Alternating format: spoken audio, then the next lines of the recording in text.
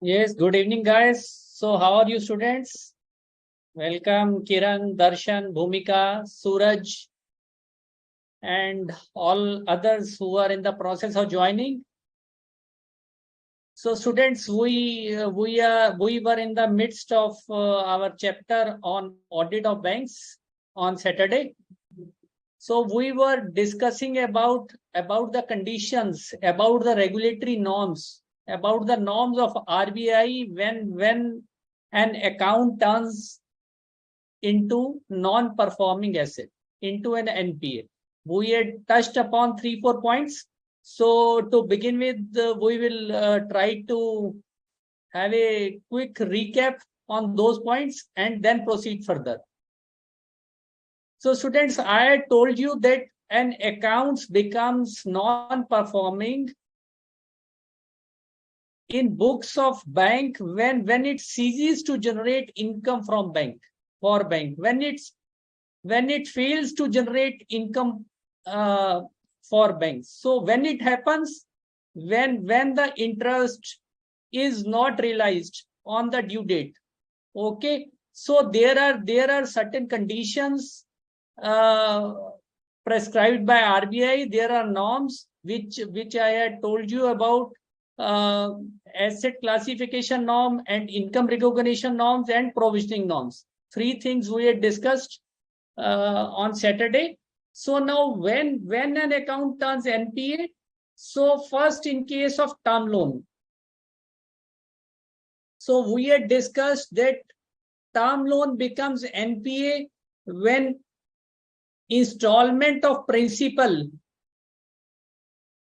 or interest remains overdue for more than 90 days. For more than 90 days. Okay. So similar was case with bills purchased and discounted. If the bill purchased remains overdue for more than 90 days, then it becomes NPA. And what about cash credit accounts? This also we had discussed. Cash credit account becomes NPA when it becomes out of order. When it becomes out of order. We had also discussed what does out of order mean in the context of cash credit accounts. Yes, guys, you remember what we had discussed on Saturday? What does out of order mean in context of cash credit accounts?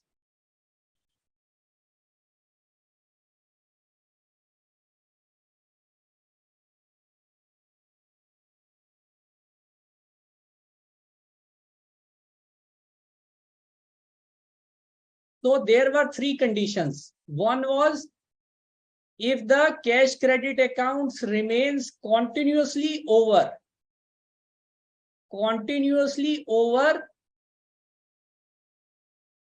beyond the sanction limit or drawing power for 90 days.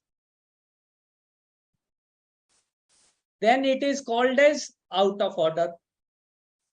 Or second condition was that as on balance sheet date, there are no credits in the account.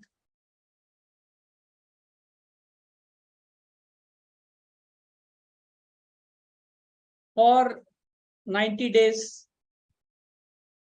Okay, so you can say that the account that no payments are coming in the cash credit account. There are no credits. Okay, so only the limit is utilized, but there are no credits.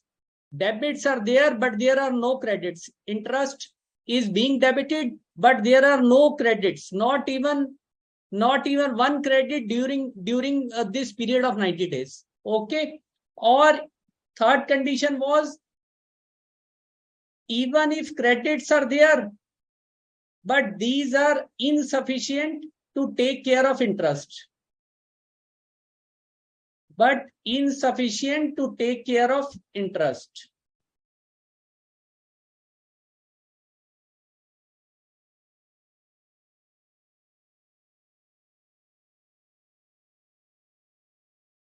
although, so what does this mean? This means that although there are credits in cash credit account, but these are not sufficient to service the interest debited. So जितना interest CC account में debit हुआ है, credit उससे भी कम है. Okay, so in these three conditions, CC account becomes out of order and qualifies to become NPA. Okay, so clear, guys? So students, we had also discussed three categories of non-performing assets. Three categories of non-performing assets. What are these three categories? These three categories are substandard assets, doubtful assets, and loss assets.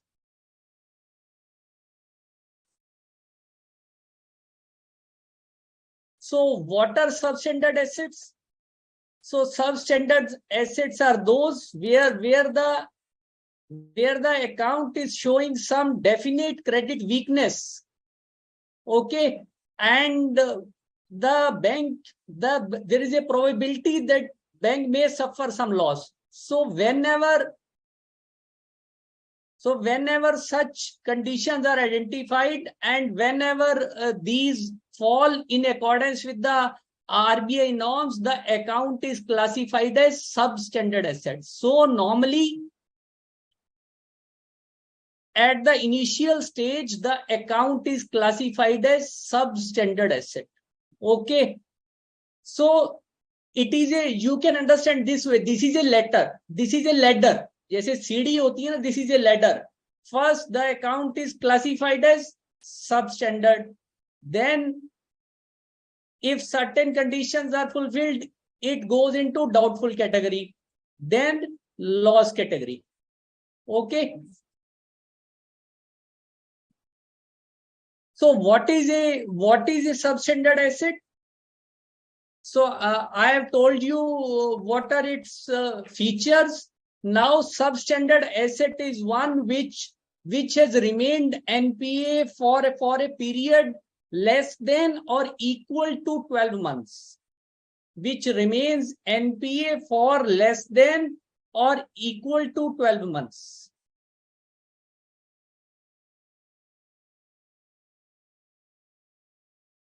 So, जैसे ही कोई account NPA identify हुआ, whenever an account is identified as an NPA, it would be classified as substandard asset, and it would remain in that category for a period of 12 months. Okay, and after that it moves to another category, that is doubtful category. So what does doubtful mean? It means now that it is reasonably certain that the bank is going to take some hit. Okay, that the bank is going to suffer some loss. It is now almost definite that bank is going to suffer some loss. So these assets are called doubtful assets. Okay, so doubtful asset is one which has remained in the substandard category for 12 months. So initially it was classified as substandard. It would continue to be classified as substandard for a period of first 12 months. When it has remained in substandard category for 12 months, then after that it is classified as doubtful assets. Okay. So doubtful assets are again divided into three categories, that is D1, D2, and D3. So D1 category is which is doubtful up to 1 year, and D2 category is doubtful between 1 to 3 years, and D3 category is doubtful more than 3 years. Okay, so why these breakup has been prescribed? Why these breakup has been recommended? So this is so because it carries different percentage of provisions. It is so because it carries a different percentage of provision. Students, I had told you that on Saturday, I told you that there are provisioning norms also. When an asset is classified as a non-performing asset, bank has to make a provision in its books for probable loss which it might incur. Now there are specified percentages for these provisions in respect of different categories of non-performing assets. Okay, that is why this classification is also important, and a breakup of doubtful category into further into three categories, D1, D2 and D3 is also important. Okay. Now what is loss asset? So loss asset is one, say, where loss has been identified by the bank or by some external inspectors, like where security is missing, the party has fled. Okay, there is no security available, and say the loan was granted only against primary security and the party has fled. The party is not traceable. So there, in that case, the bank is the bank may suffer 100% of the 100% loss. So it would have to make a provision of 100% in its books of accounts of the outstanding balance. Okay. So clear, guys, three categories of non-performing assets: substandard assets, doubtful, loss. Again, I am repeating it. Substandard asset is one which remains NPA for a period of less than or equal to 12 months. Doubtful asset is one which remains in the substandard asset category for a period of 12 months. It is again broken into three categories: D1, D2 and D3. D1 means which remains doubtful for 1 year. D2 means which remains doubtful for 1 to 3 years, and D3 means which remains doubtful for more than 3 years. Okay, and the loss asset we have just discussed. Clear? Yes, Bhumika, rate of provision is for NPA is same for all type of banks. Why? Because these have been prescribed by regulator. These have been prescribed by Reserve Bank of India. These are norms. These are provisioning norms applicable to all banks. Okay. So the banks have to compulsorily follow these norms. Clear, Bhumika? So what are the provisioning norms? Now we come to provisioning norms. So what are the provisioning norms? In case of substandard assets, banks have to make 15% provision of outstanding balance. So whatever was outstanding balance as on reporting date, as on closing date, as on date of balance sheet, banks would have to make a provision of 15% of the outstanding balance. So now guys, you understand why bank managements may be trying to hide their NPS. Why? Can you ascertain the reason now? Can you judge the logic behind it now? Why there is so much noise about detecting NPAs, about right classification, about proper classification, and why the role of auditor is important in that? Yes. Yes, can anybody tell? Yes, guys. Anybody? So how auditor's role becomes important, and why there is so much noise regarding proper classification of advances of banks? And why bank managements may be tempted to hide their actual NPAs? What would be the reason behind that? Yes, any mails? Yes, Darshan and Bhumika, you are saying because it requires provisions to be made. Yes, because when an account is classified as an NPA, bank would have to make provision. Okay, so what would happen when bank makes provision? Profits would come down. It is going to have direct impact on the profits. Okay, that is why there may be temptation for bank managements to hide their actual NPAs. So when you will go for conducting bank audit, some bank manager might say you, sir, ye theek hai account, sir, please leave it. Okay, so these type of things.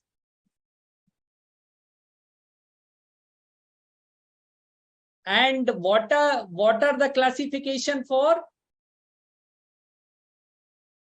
doubtful assets? What is the provisioning norm for doubtful assets?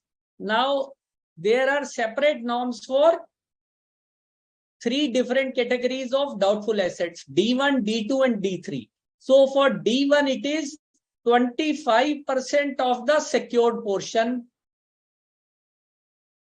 plus 100% of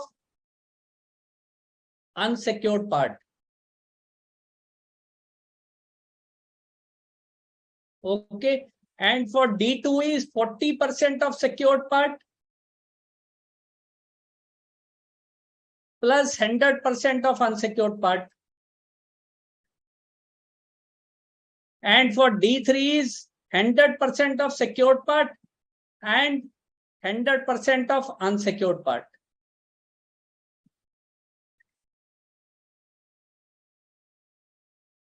Okay, and for loss assets, we know it is 100%. So what does this secured part and unsecured part mean? Let us try to understand it by way of a practical example. So let us say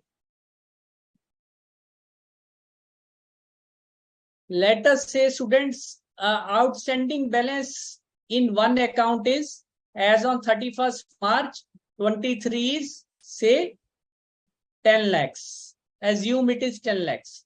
The account is classified as D1, doubtful asset. Say there is also some security available with the bank, say of rupees 5 lakhs, which is having realizable value of 5 lakhs. Okay, so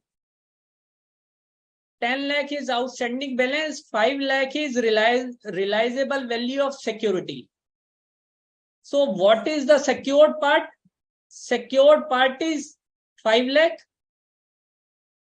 So out of 10 lakh balance, 5 lakh is backed by realizable security value, which is 5 lakhs. So secured part is 5 lakh.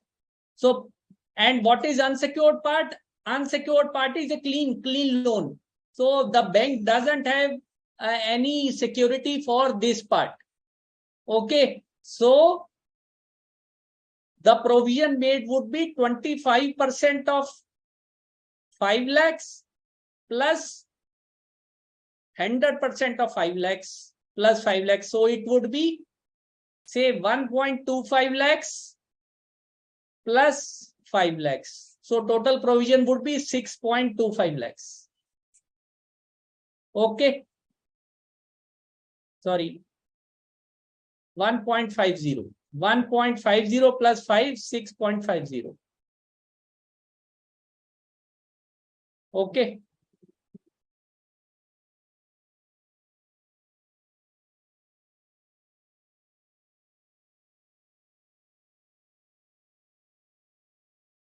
It is 5 lakh, na? So 1.25 lakh plus 5 lakh, 6.25 lakh. So this way it proceeds. Okay. It's clear to you, students? Secured funda, secured part funda, unsecured part funda is clear to you? So let us take another example. Say outstanding balance is 20 lakhs as on 31st March, and the company, the borrower bank is having security of say 5 lakhs. Bank is having security of 5 lakhs. So what is unsecured portion? It is 15 lakhs. So provision would be made of 100% of 15 lakh plus 25% of secured part. Plus 25% of secured part.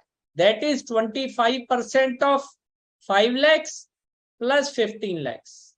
This much would be the provision. Okay.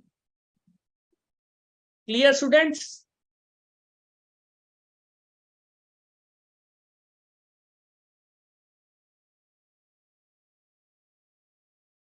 So students, you have also to understand that classification of NPA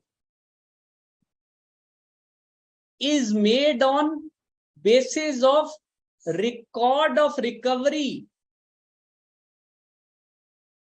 and not on the basis of any type of security held.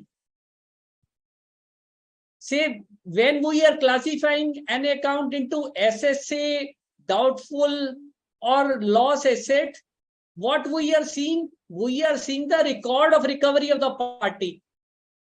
Security is important only for provisioning. That you have to, guys, remember, you have to keep in your mind. Security is important only for provisioning purpose. For classification of NPA, whether it would be a substandard asset or doubtful asset, record of recovery has to be seen. That whether the account qualifies to become NPA in accordance with the RBI norms, because RBI norms are based upon record of recovery. कि installment 90 days से ज़्यादा overdue तो नहीं है. So these are all based upon record of recovery. That is why we say that a classification of NPA is based upon record of recovery. Okay, and not on the basis of security. Security is counted only for the purpose of making provisions, not for asset classification. Remember, guys, this is the important point of distinction, because once you go through all this, you would say security was counted, security is counted in NPA. You would remember only this much. Okay, but security is counted for provisioning, not classification as a non-performing asset. Okay. So, okay, guys, and one more important thing in this context is, say NPA classification is made borrower wise and not facility wise. It is made borrower wise and not facility wise. What does this mean now?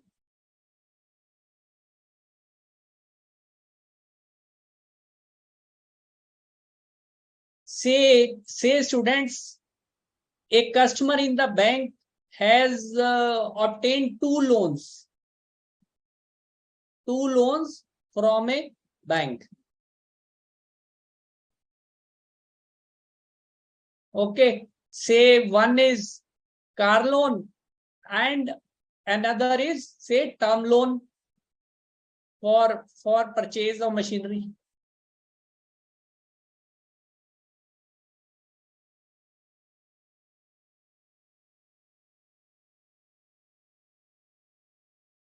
Okay, and assume that customer is paying his car loan EMIs on time. The account is regular, but the installments of term loan account are not being repaid on time. These are irregular, and soon, say, the account the borrower does not deposit installment for period of 90 days, for more than 90 days. More than three installments become overdue. So one account is regular and another account is not regular. It has become NPA by virtue of RBI norms. So what should happen in that case? So RBI norms say, regulatory norms say that both accounts should be classified as NPA in such a case, because NPA classification is made borrower wise and not loan wise, not facility wise. Okay, because you yourself understand it doesn't make sense. It is not logical कि किसी party का एक account है and that bank is classifying as NPA and another account it is classifying as standard asset. It doesn't make any sense. It appears to be illogical. Okay. So therefore, NPA classification is made borrower wise and not facility wise. Clear, students?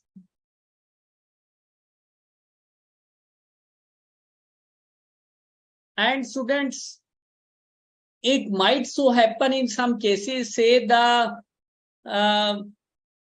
accounts some borrower account which is not running properly, but it is regularized near the balance sheet date.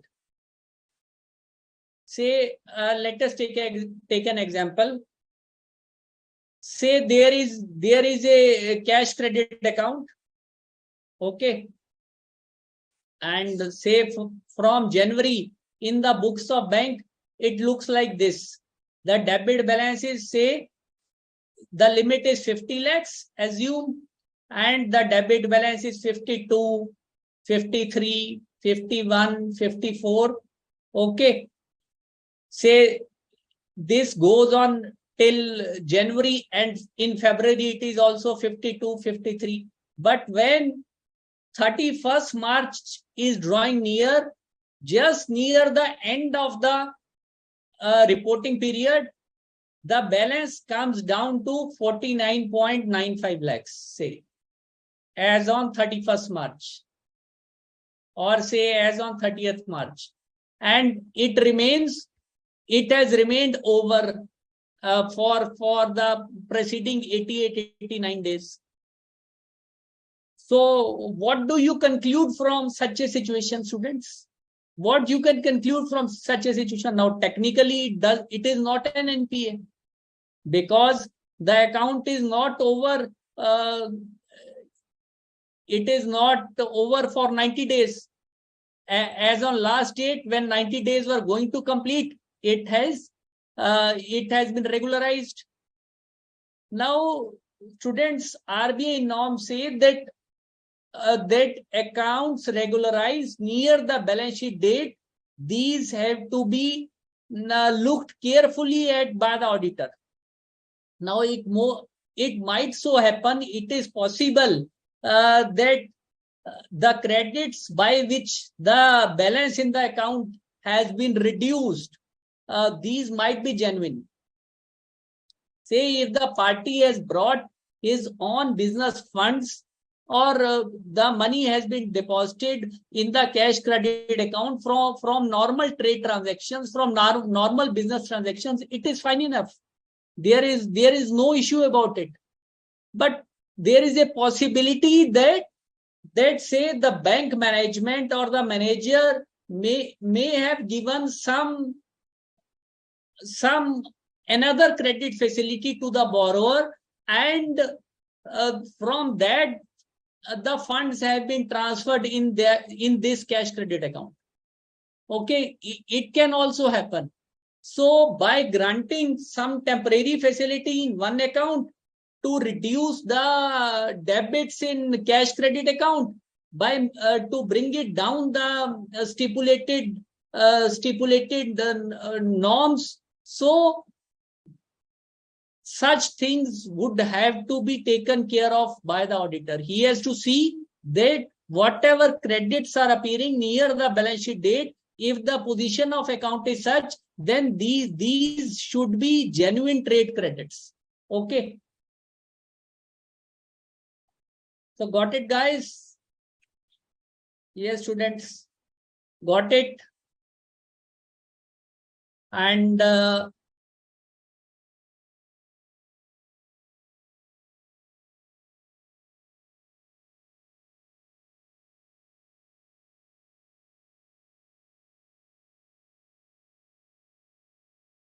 students, there is another situation that relates to government guaranteed accounts.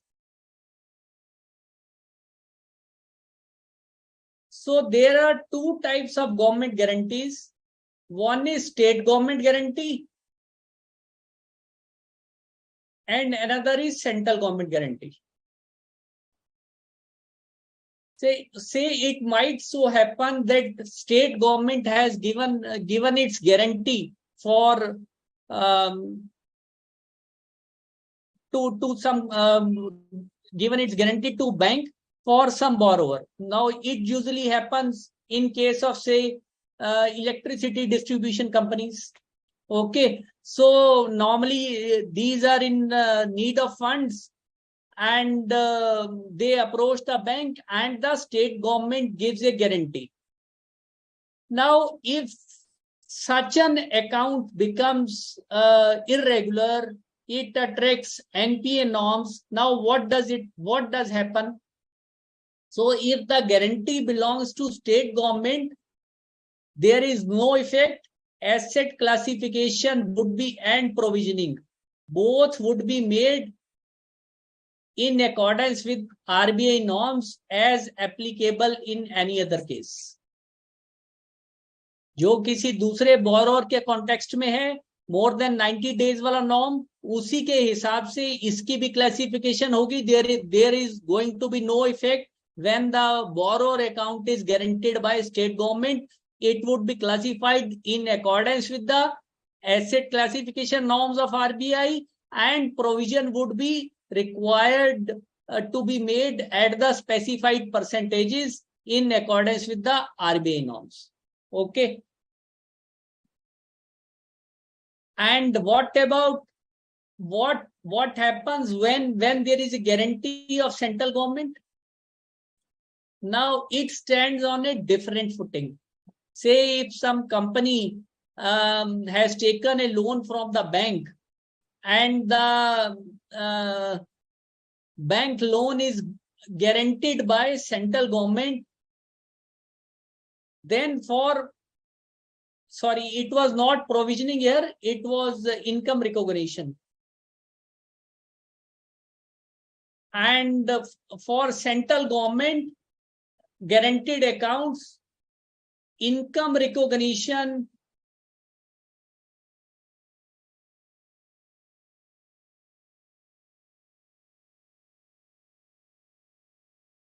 would be as per RBI norms. So the bank would not recognize income on such accounts, but these would be classified as standard. So there is here the rules make an exception. Here the norms make an exception. In case of central government accounts, if the account turns NPA and the borrower account has been guaranteed by central government, then it would be classified as standard asset, but income would be recognized only on its recovery. Okay, income would not be recognized on accrual basis. Clear, students? Is that clear? Now we move on to see students next subtopic within NPAs, that is NPAs in consortium accounts. Now, what is a consortium account? What is a consortium? Do you have any idea, guys? What is a consortium? Yes, have you read about this term? in newspapers or on social media handles? It's quite a familiar term. What is a consortium? Yes. Yes, guys, any idea? Waiting for your mails. None. What is a consortium? So consortium, students, say some borrower wants a big ticket loan. Okay, say the loan amount is huge, say 500 crores or 1000 crores. So one bank might not be willing to take the risk.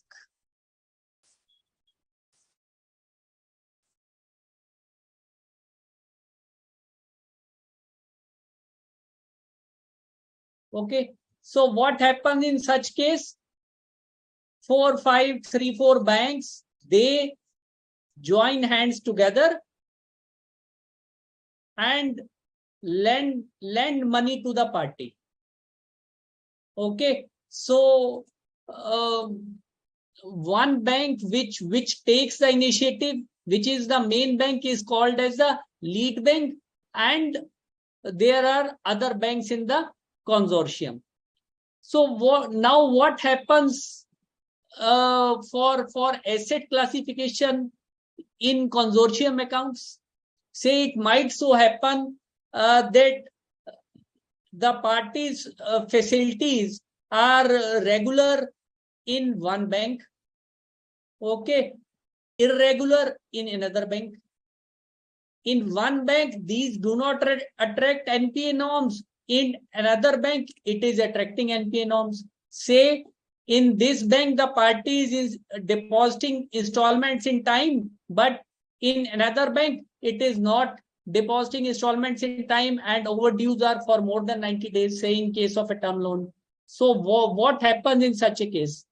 So RBI norms say that in consortium cases,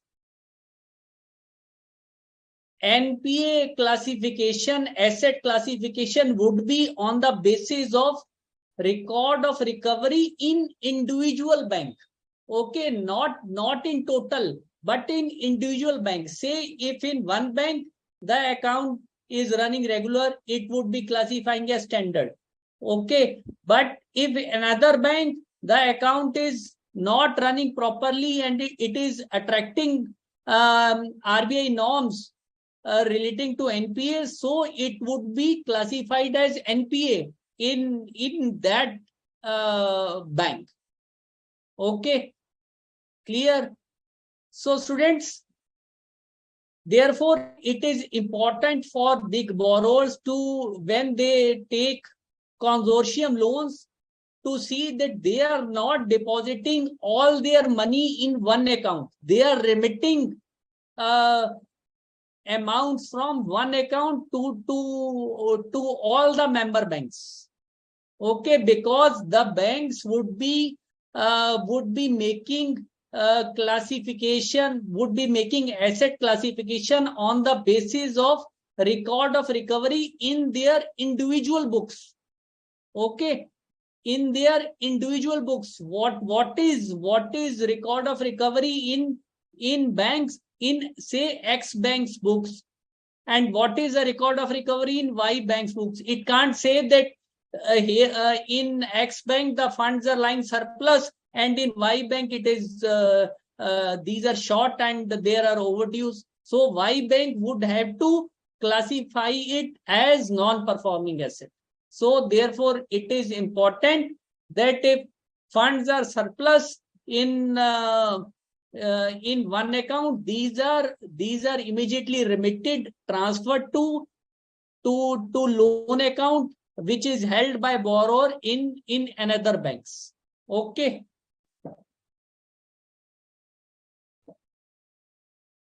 Clear, students? Advances under consortium. And students, you also remember we had learnt about drawing power in cash credit accounts.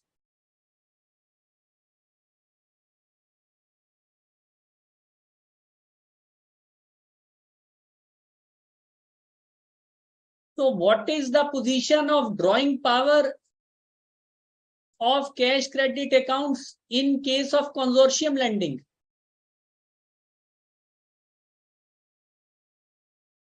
Now here say if the borrower is availing loan from consortium of say 10 banks, then does he have to give stock statement to all the banks by allocating their share?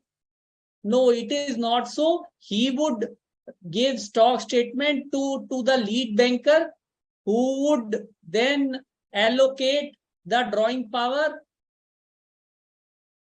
based upon the based upon the based upon their exposure to the borrower. Different banks have, say there are 10 banks, one bank is having exposure of 5 crore, another bank is having exposure of 10 crore, another bank is having exposure of say 20 crores. Okay, so out of total exposure, what is their percentage? On that basis, drawing power is also allocated. Okay, so it is practical also and makes sense. So you have to differentiate between these two things. So far as drawing power is concerned in consortium accounts, these are allocated by the lead bank among the member bankers. Okay, and however, regarding asset classification is concerned, then the borrower have to maintain financial discipline in each of the bank from which it has taken loans. Okay.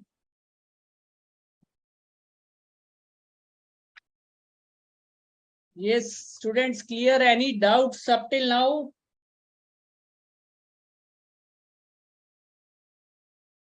And students, I had just told you that NPA classification follows this ladder. Okay, so substandard, doubtful, and loss. So is it possible to override this ladder? Is it possible to override this ladder?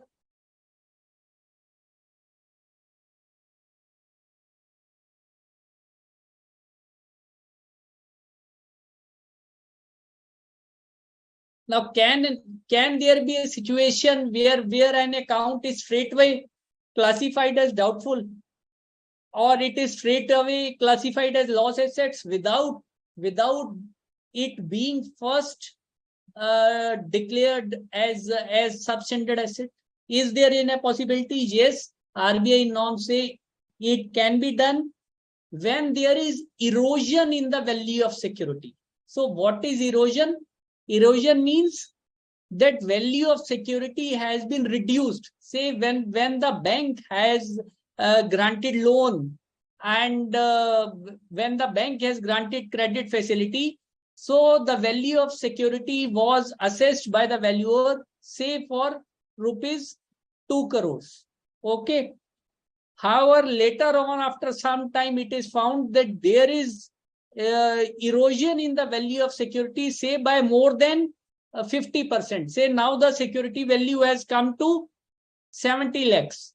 Okay, so the bank can straight away classify such account as a doubtful asset without waiting for following the prescribed classification of first classifying it into as a substandard asset.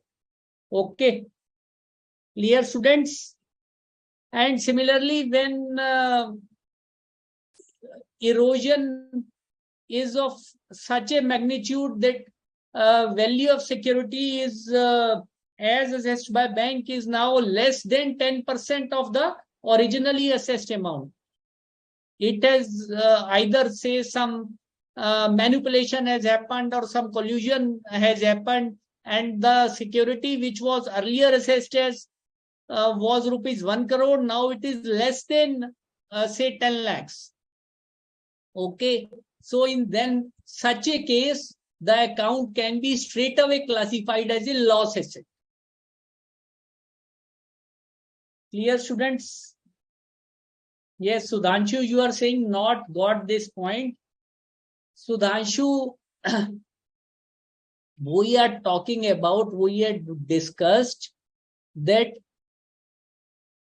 when an account is classified as a non-performing asset, first it is classified as a substandard asset.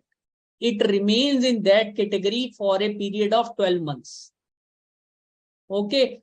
Then after it remains there for 12 months, then it moves to next category in the books of bank, that is doubtful asset D1, where it remains doubtful for a period of 12 months up to 1 year. And accounts remaining doubtful for more than 1 year and up to 3 years are D2, and more than 3 years are D3. And then after 3 years have gone by, they are classified as loss asset. So we had also learned that why this classification is important, because these carry different provisioning percentages. Okay. Now we are discussing whether it is possible to classify an account straight away as a doubtful asset or straight away as a loss asset without first classifying it as a substandard asset, or without following the prescribed classification norms. Okay. So here the issue of erosion of security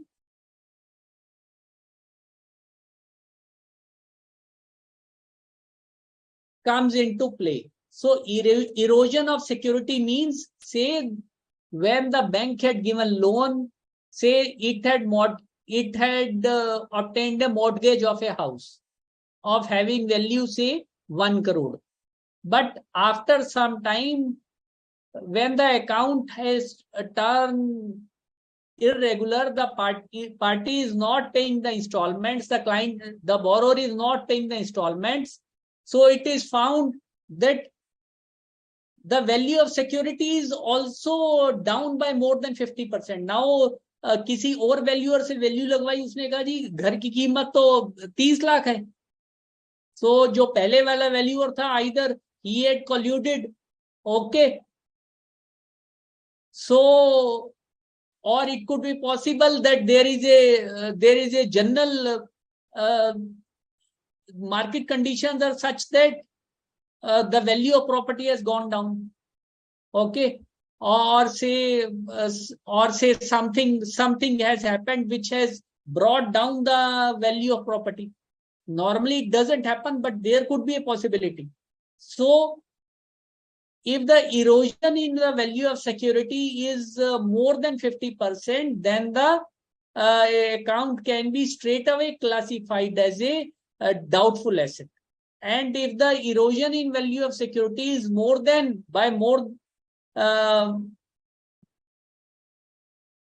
and if the security value has been reduced to less than 10% of the original value, then the account can be straight away classified as a loss asset, because the variation is too much.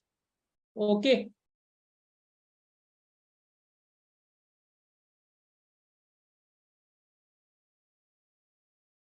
Yes, now Nathan, you are saying, yes, tell me, Sudhanshu, have you understood?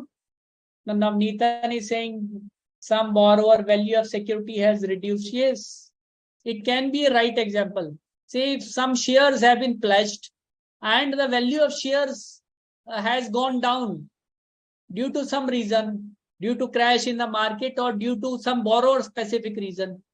So obviously there is the security on the basis of which the bank has lent the money, its value has reduced. So obviously the comfort of bank is gone. Okay.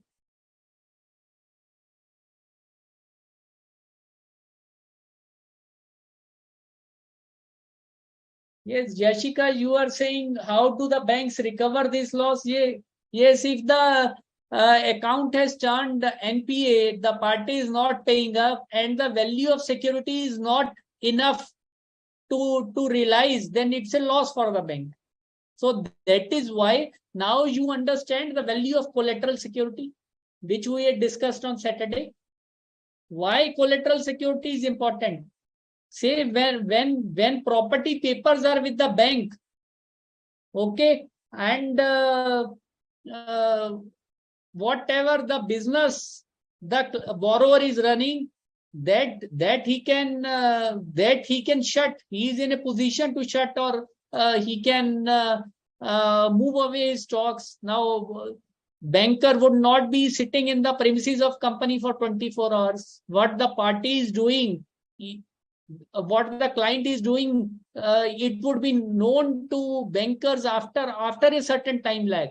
But when security is there, then the bank knows that it has got something in its hands to bank upon later on. So that is why specifically the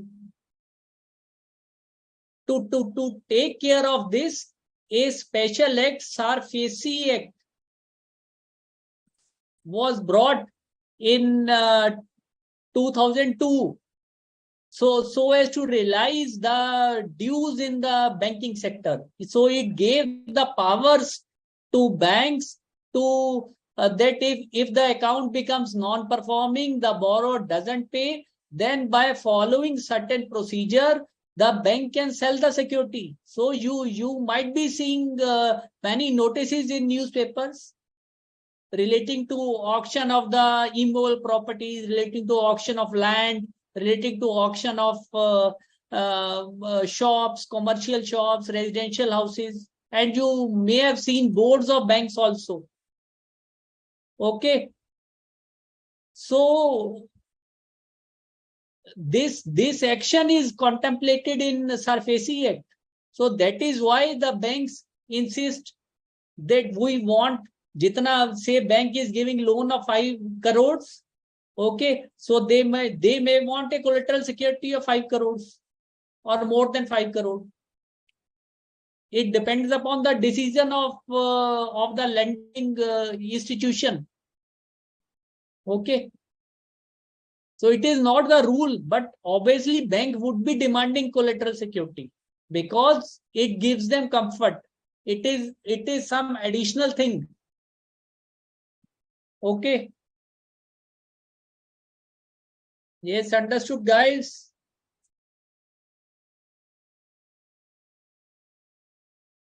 And another, yes, guys, any doubts up to this point?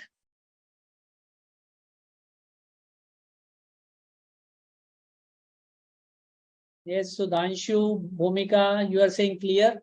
Fine enough. So what about NPAs in case of agricultural loans?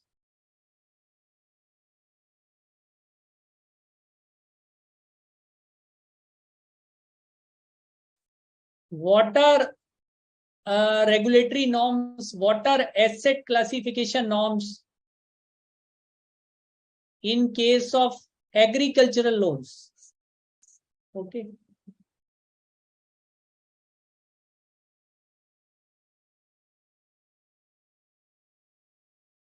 So students, you know that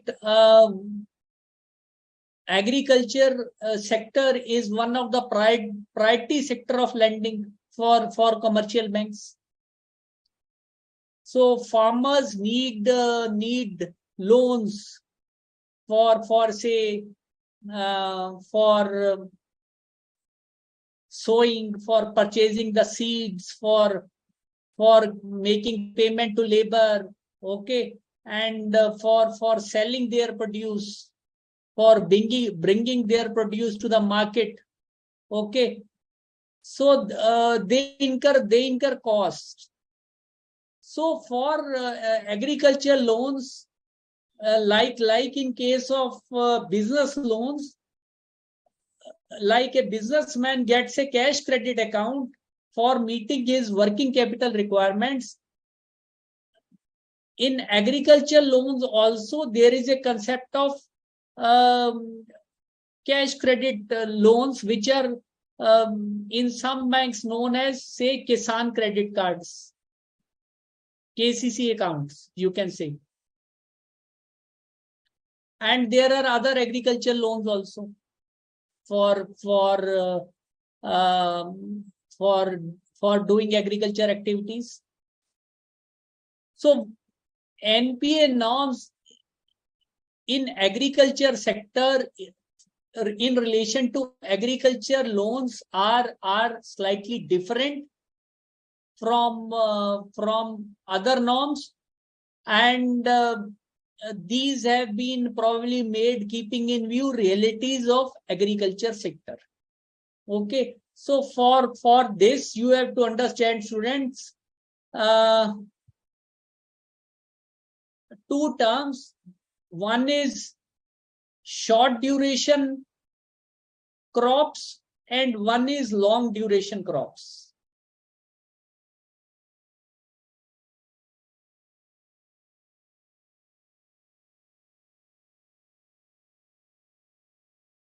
Okay, so what is short duration crop and what is long duration crop? So long duration crop is, students, a crop in which sowing season, the time the crop, the seeds are sown in the ground, and the harvesting, it is a long period. It is a, say, more than 1 year. Okay, so these crops are long duration crop. So can you give an example of long duration crop? Yes, anybody? Any example of long duration crop and any example of short duration crop?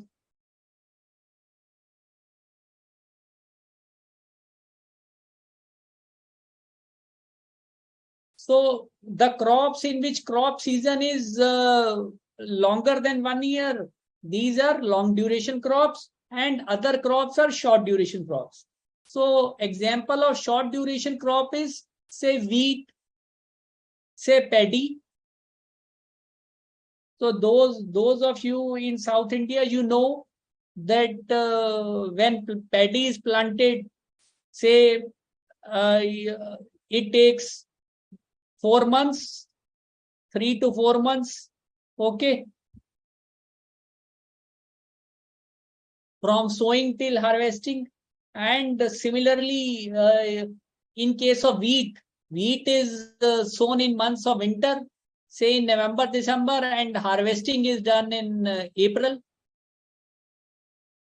So paddy and wheat are short duration crops, and say sugarcane. Sugarcane is a long duration crop. Yes, Darshan, you are writing correctly. Sugarcane is a long duration crop because it takes longer time to harvest it. So the time between the sowing and harvesting is more than 1 year. So NPA norms in case of short duration crop is that these accounts are treated as NPA if installment and or of principal and or interest remains overdue for more than for two crop seasons.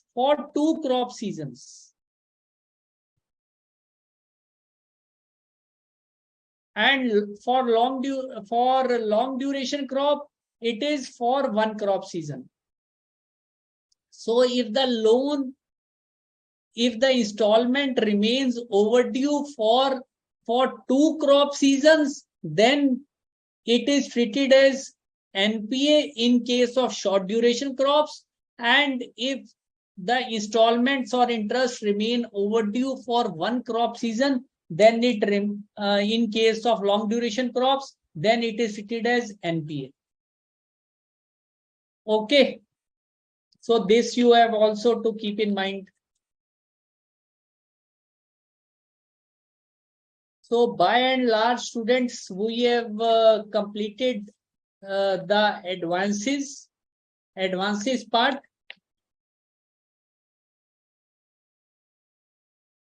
We will also have a quick look at your module so that nothing is left out. And before that, we will quickly go through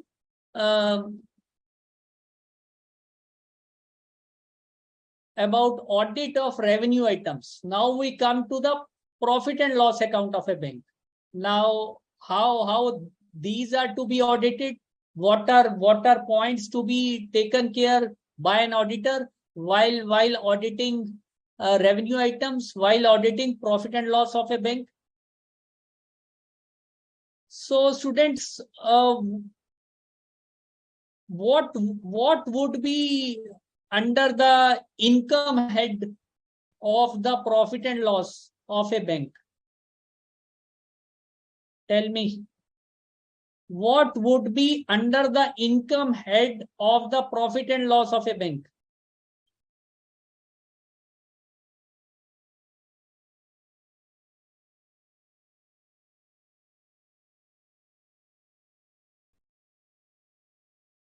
Yes, guys, tell me.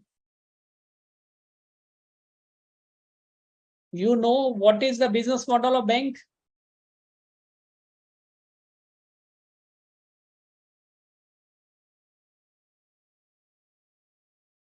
Yes, interest. So this is the format of the profit and loss account of a bank. Okay, so on one side is income and on another side is expenditure. So under income, there are two heads, interest earned and other income. Now, the main business of bank is lending and bank interest income from lending. It gets interest on advances. It gets income by way of interest on bills purchased. Okay. So all these are accounted for in interest earned. And what is there in other income? Now, anybody, without looking at your module, what could be the example of other income? What could be the example of other income for the bank? Say, bank students also provide many services, like say, when you get issued a debit card or say credit card from a bank, you know, bank levies some charges in your account. Now, when the bank levies those charges, now where it is reflecting in its profit and loss account, it is reflecting it under the head of other income. Okay, so similarly, say you may be saying that your parents are having a locker in a bank where they are keeping some valuables, jewelry. So locker rent the bank is charging, it is again reflected in the other income head. Similarly, see, when the bank grants loan to a customer, it collects certain charges which goes by various names, say processing fees, say upfront fees, and and the banks also collect documentation charges. So all these charges, these are also reflected under the head other income. Okay.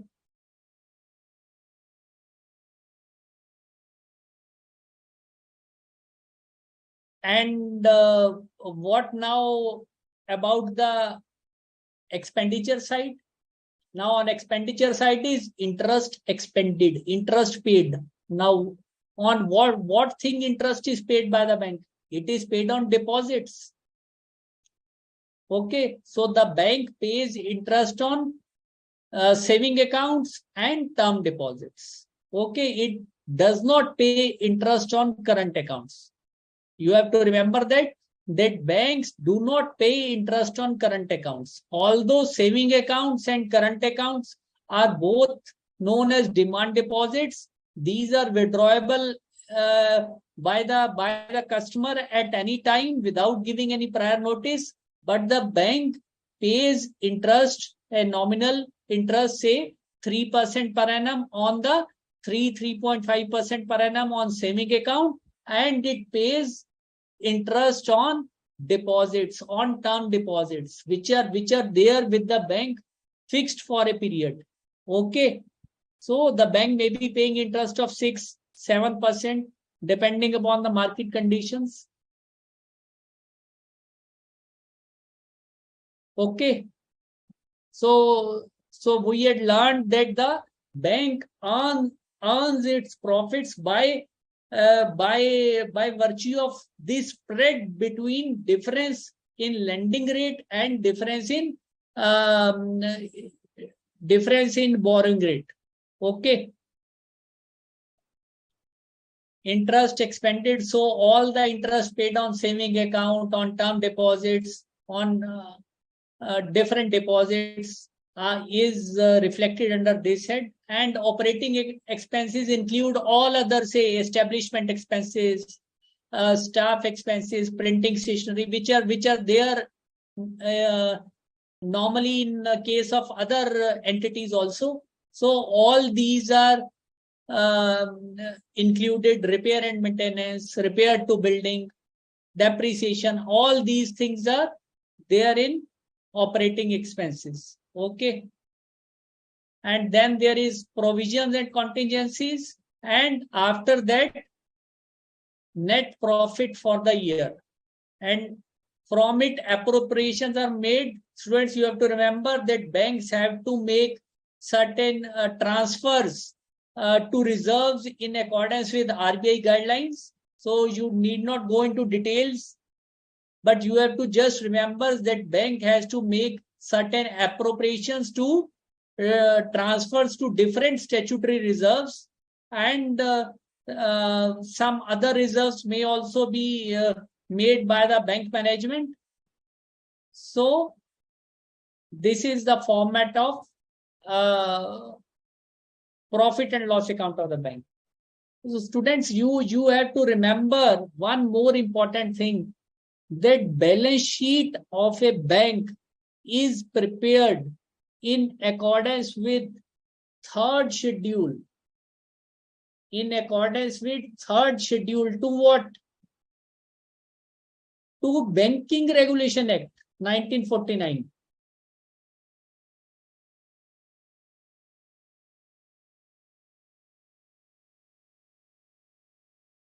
So remember the important difference. In case of a company, the financial statements are prepared in accordance with Schedule 3. यहाँ भी नाम third schedule है, ये भी 3 है, लेकिन but it is third schedule to the Banking Regulation Act 1949, not to the Companies Act 2013. Okay, so in it there are two forms. One is Form A, Form B. Form A gives format of balance sheet, and Forms B gives format of profit and loss account, which you are seeing right away on your screens. Okay. Clear, guys? So let us quickly go through all the audit procedures required in case of profit and loss account items. So first, have a look on these items included under interest earned and other income. Okay. So interest earned is what is included under this head? Interest on bill advances, interest on all advances, be it term loans, be it cash credit accounts, say be it housing loans or any sort of loan. Discount on bills purchased. Okay, because it is also a sort of interest. So technically it is called as discount when bills are discounted. So what bank is doing? Bank is basically charging interest portion. So interest income on investments, it's lying with, say, surplus balance is lying with RBI or other bank, then they are paying interest to that bank. Okay, so it is also interest earned. So, and what is included under head other income?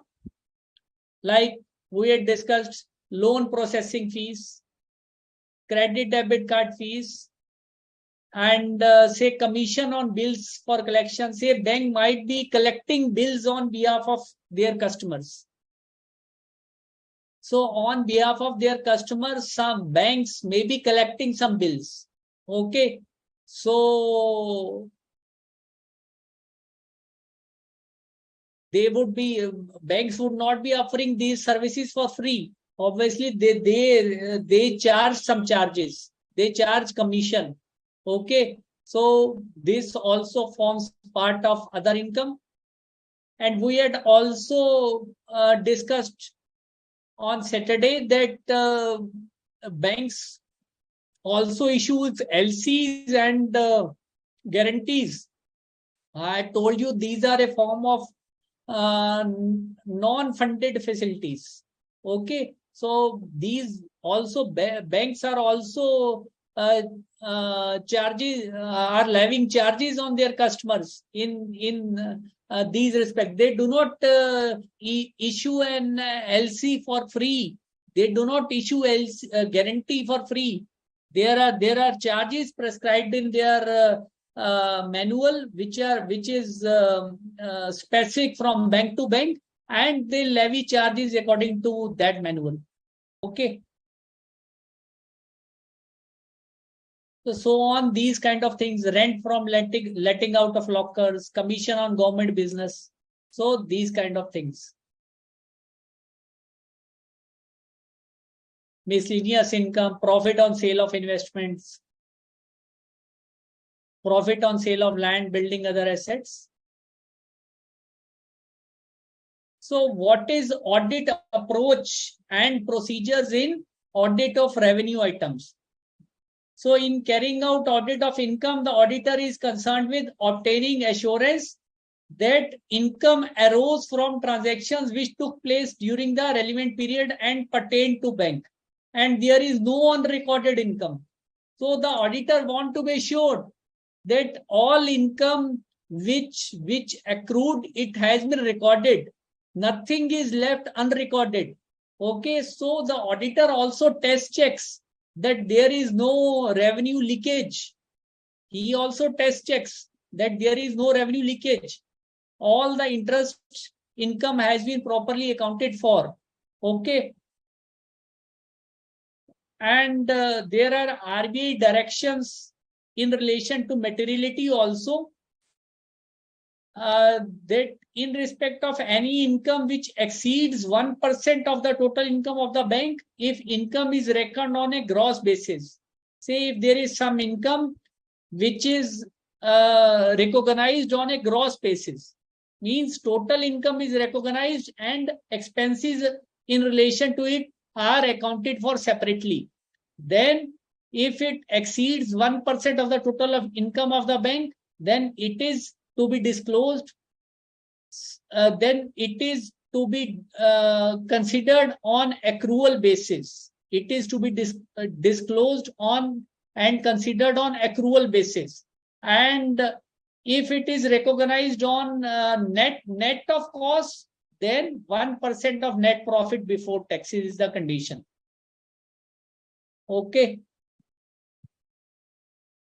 Otherwise, if this condition is not fulfilled, then banks can realize income as and when received. Okay, so this is also a sort of materiality indicator that what income you have to recognize on accrual basis. Okay. So students, we have understood that when bank declares, classifies an account as NPA, that then income in that account which is unrealized, okay, that has to be reversed and when an account is classified as NPA, the bank stops recognizing interest or interest on that borrower account as its income. Norms, the income in respect of NPA accounts is not to be recognized on accrual basis. It would be recognized on only if recovery is there, if it is actually realized. Okay. So this you already understand. And say when students, when an account becomes NPA, if there is some unrealized interest of past periods also, okay, then it has also to be reversed. If there is some, say, interest of some previous quarter which has not been reversed and the realized, and the account has become NPA after, say, 2 months, then that unrealized interest would also have to be reversed if the account is classified as non-performing asset. So the auditor would have to check all these points. So this was in respect of revenue uncertainty, NPA.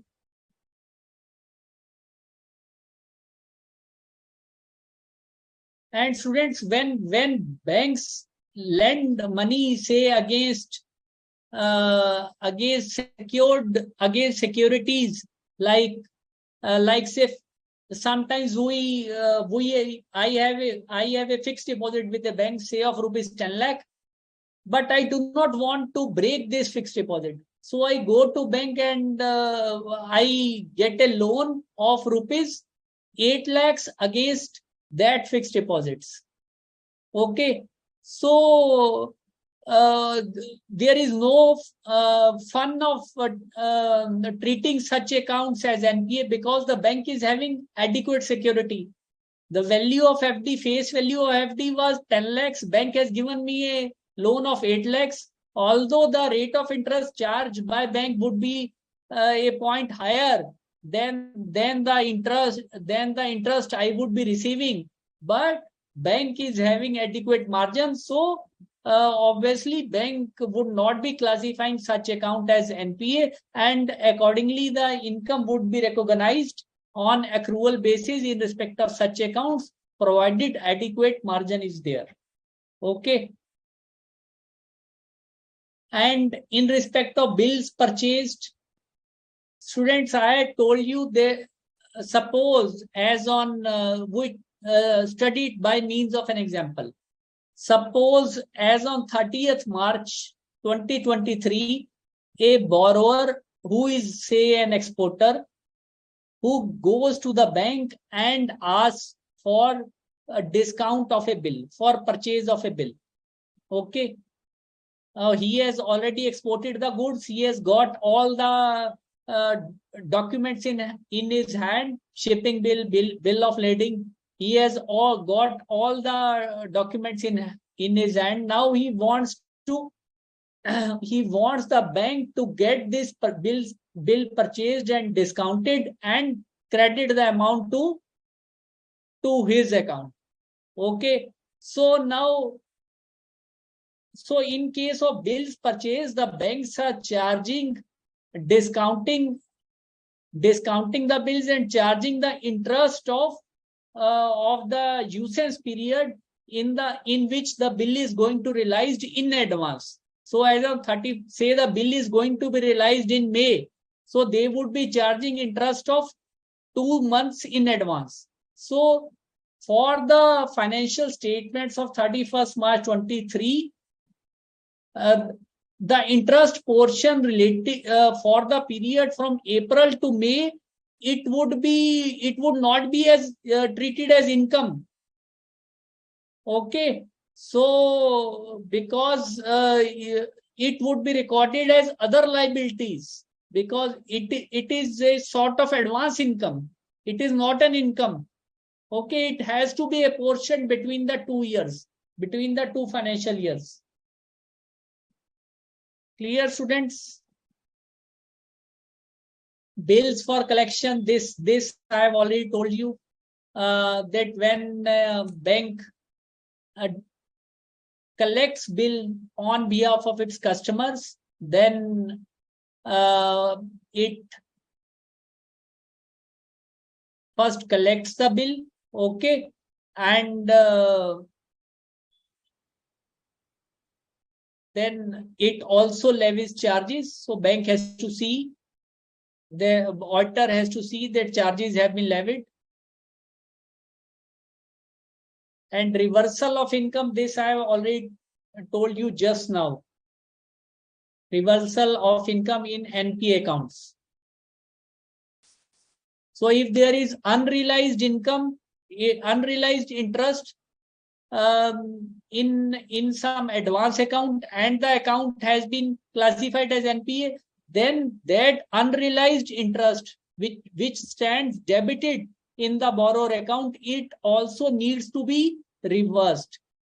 So similarly, not only interest, but if there are any fees or other charges which are debited, say there is a system in the banks to get the securities valued after every 3 years, and say the bank has debited these charges in the account of the borrower, but after that the account has turned as NPA. The borrower has not paid that fees which was debited in his account.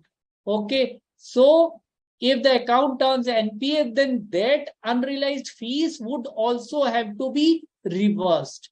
So not only interest, but fees and other such charges, these would also have to be reversed. Clear, guys?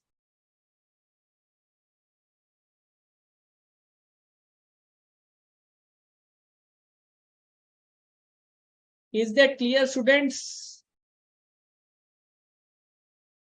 Yes, tell me, students, is that clear? Now there is another term, students, takeout finance.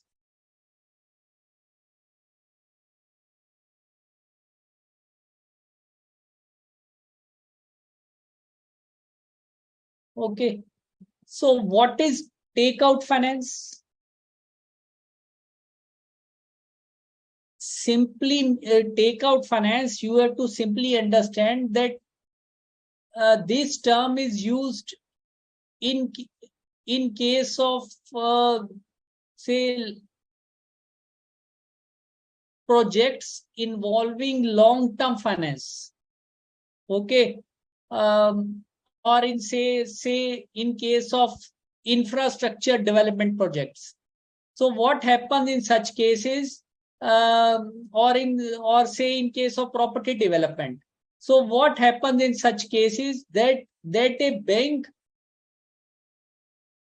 has financed some money to a company, say for some infrastructure development or for some property development, and there is a agreement with another bank that after such and such period, this account would be taken over by that another bank. Okay, if some conditions are met. Okay, so now assume that when the first bank has granted the loan, after some time, then account turns NPA. So the RBI norms say that the account would classify to be treated as NPA unless the other bank has paid the money to that bank, or this money has been realized from the borrower. So this much you have to understand in respect of takeout finance. It is also related to NPA norms, and accordingly income recognition has also to be made accordingly. Okay. And another important point on partial recoveries in NPAs. So say students, one account has become NPA, and after some time, say the balance in the account as on 31st March 23 was 5 lakhs, and the account has turned NPA.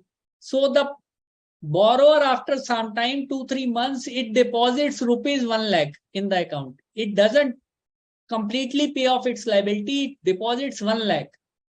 So now how the bank is going to appropriate that money? Whether it would first appropriate towards principal, or whether it would first appropriate towards interest. So the RBI norm says that bank has to follow an accounting policy in a uniform and consistent manner in this regard. So the banks have to devise a policy, and the income would have to be appropriated in accordance with the policy, accounting policy devised by the management of the bank, and it would be followed on a consistent basis from 1 year to another, on a period to period basis. It would be followed on a consistent basis. Okay. And students, I told you at the beginning that when an account turns into NPA, the bank is not recognizing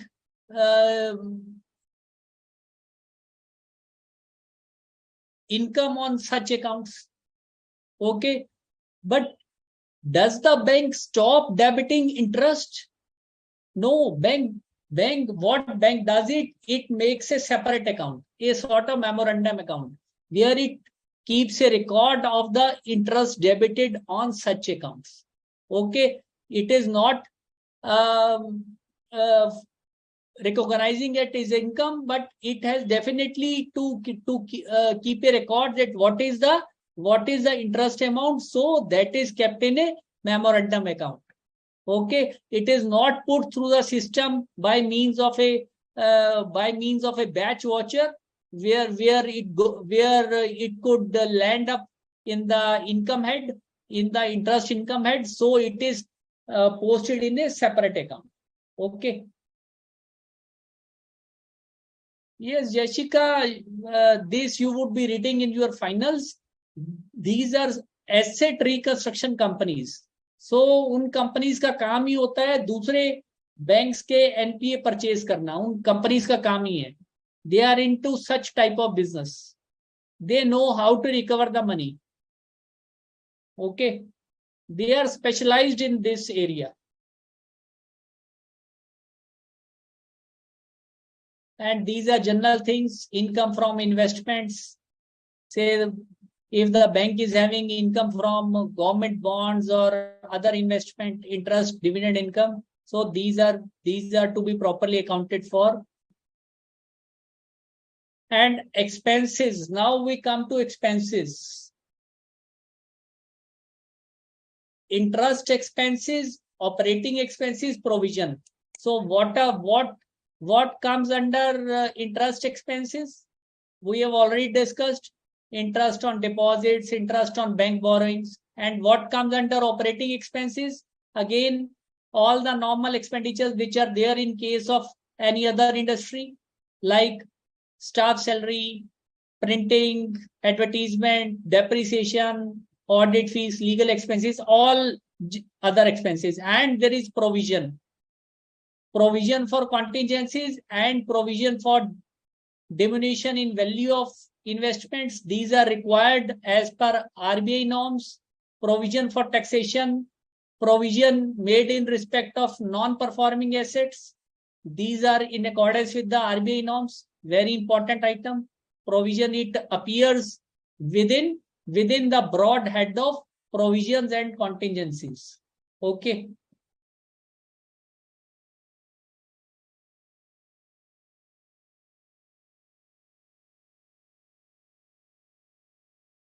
So, guys, what should be the audit approach and procedures in this regard? while verifying expenditures of a bank?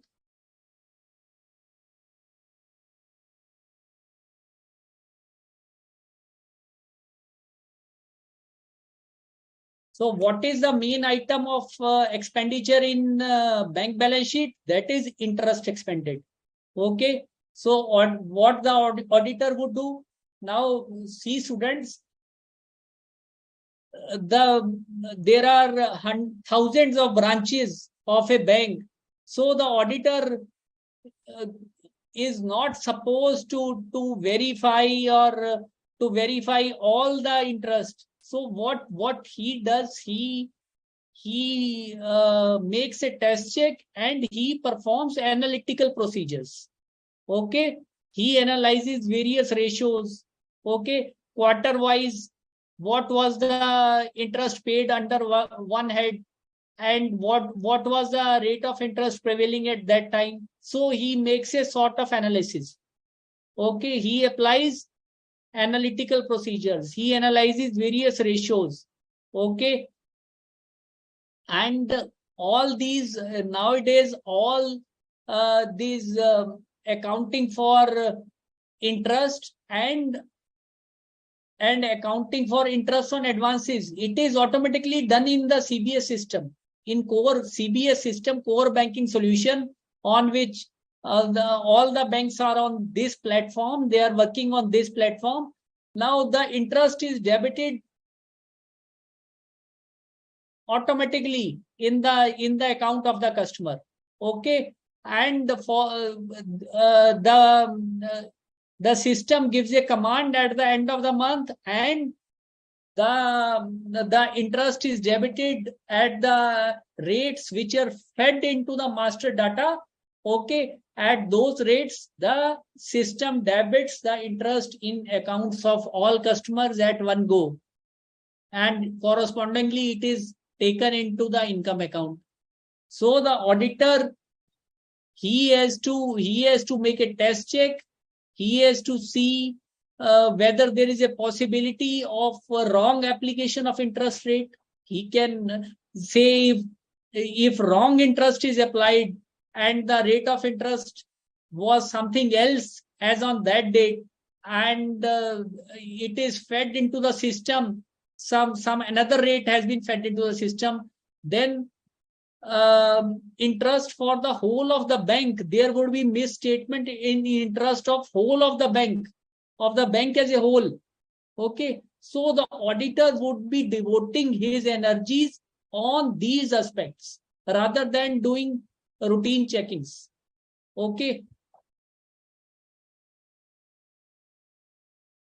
so all these things are explained here. The auditor should obtain from the bank an analysis of various types of deposits at the end of each quarter. From such information, he may work out a weighted average interest rate and compare this with actual average rate. Again, a sort of analytical procedure. So comparison of average rate of interest paid on this year and with the corresponding figures of the last year. What was the rate of interest during last years at different times, at the end of first quarter or in the middle of the quarter, and what are the rates are now? So he can make an intelligent comparison. So test check, this I have already disclosed to you, that interest has been provided on all deposits up to the date of balance sheet. Interest rates are in accordance with the bank's internal regulations and RBI directives.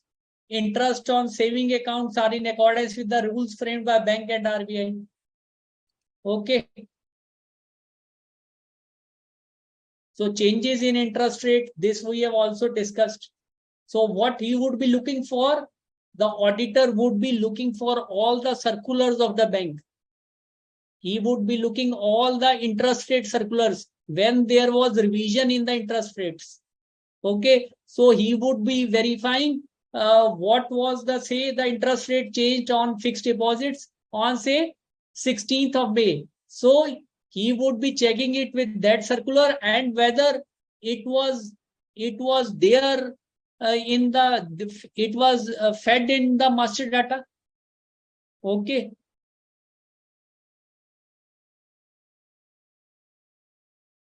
And for audit of operating expenses, students, these are all the general procedures which apply in case of any other entity. These also apply here. Nothing special about it. And for audit of provisions and contingencies, obviously the auditor would be requiring detailed breakup of provision. Okay. So we had understood that bank has to be make provision for NPAs, for diminution in value of investments. So the auditor would be looking about the statutory requirements for all these provisions, whether these provisions have been made in accordance with the regulatory norms, in accordance with the bank's own norms. Okay.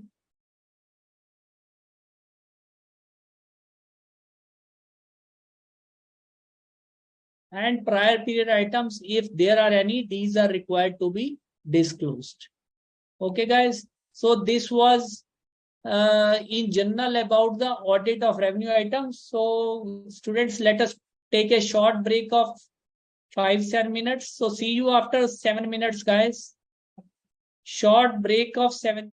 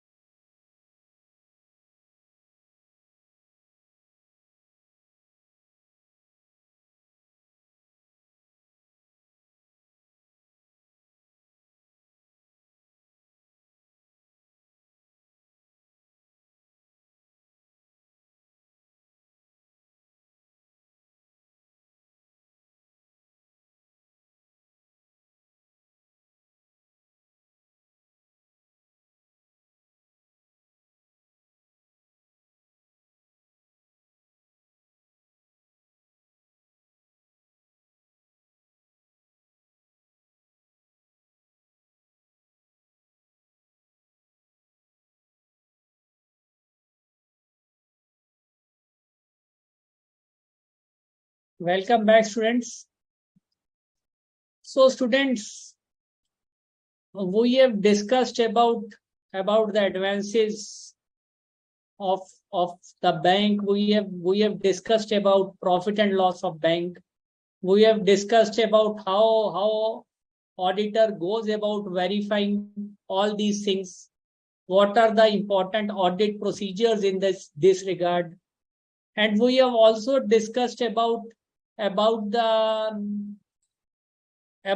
regulatory norms, about the RBI norms in relation to asset classification, income recognition, and provisioning.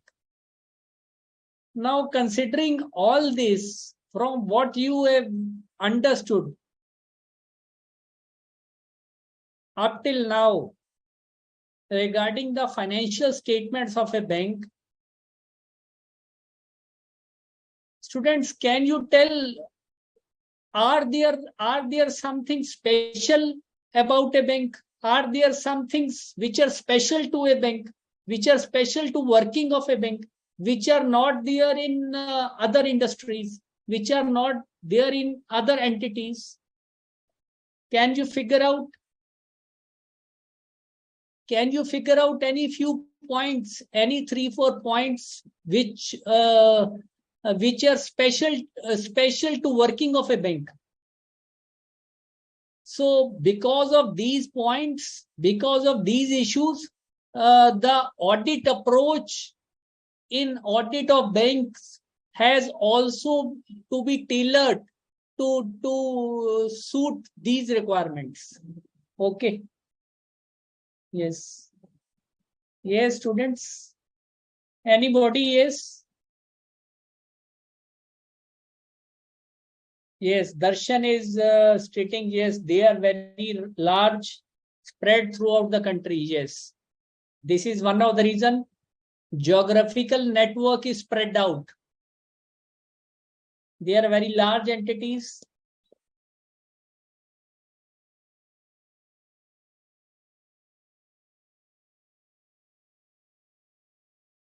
RBI norms. Yes, RBI norms are there. Yes, you can say a regulator is there. A strict regulator is always sitting on the heads of bank managements. Okay, RBI norms. Yes, students, I am prompting you. I am prompting you to come out with your reasons so that your mind starts working. आपके दिमाग चलना चाहिए students, उसको जंग नहीं लगना है. Yes, overseas operations, these can happen in other companies also, but yes, it can be, Himanshu. So guys, these are special peculiarities in a bank. Huge volumes and complexity of transactions, because banks deal with finance. Okay, so there can be many complex transactions. It is not only deposit of cash and withdrawal of cash now, as common people see it, but there are complex transactions in a bank relating to, say, investments. There are complex transactions which bank has to make in accordance with the Reserve Bank of India norms. Okay, so huge volumes and complexities of transactions. And another thing is wide, as Darshan had said, wide geographical spread. Wide geographical spread. And another thing is reliance on technology. Extensive reliance on technology. So, you know, guys, banks, all the banking transactions are technology based. Banks are working on CBS platforms. You can make real-time transactions. Okay, without going to banks, you can transfer the money by means of UPI, by means of other fund transfer mechanisms, by means of RTGS, IMPS. So many of you are already familiar with these things. So you are making, aren't you using UPI? Aren't many of you using BMAP? Okay.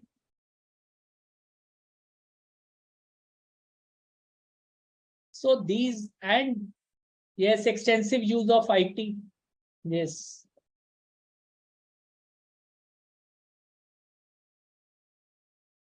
And strict vigilance by banking regulator. Vigilance by banking regulator. There is a supervision, vigilance by banking regulator.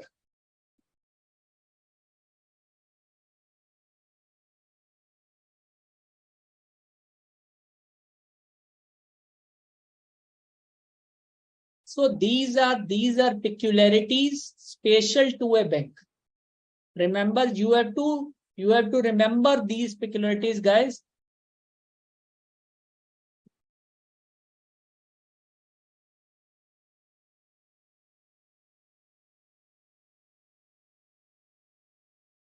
So it is here in your module also. Large range of products and services, like banks are offering different type of loans. Now they have tie-ups with insurance companies also. They are also, many banks have floated their own insurance companies in joint venture with some entity. Okay, so they are also offering insurance products also. So students, as far as audit is concerned, now in case of nationalized banks means government-owned banks, public sector banks, like you are familiar with, like SBI, PNB, Bank of Baroda, Indian Bank. These are Canara Bank. These are all nationalized banks. Okay, where government is the main stakeholder.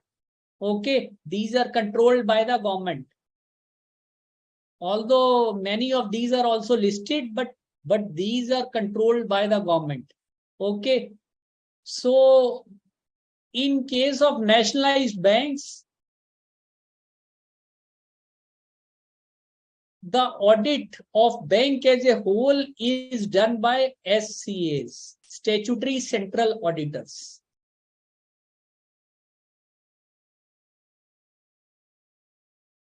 So say 4-5 statutory central auditors are appointed for a bank jointly. Okay, so they divide work among themselves, say zone wise or area wise, and they carry out the audit. And besides, there are thousands of branches, okay, of nationalized banks all over the country. So depending upon certain predefined criteria, these branches are also audited by branch auditors, who are also audit firms, who are also chartered accountants. Okay, so one is statutory central auditors and one is statutory branch auditors. Okay.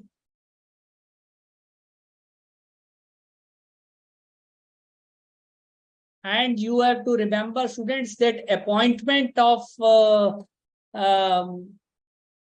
statutory auditor in case of nationalized banks is made by board of the bank with prior approval of Reserve Bank of India. With prior approval of Reserve Bank of India.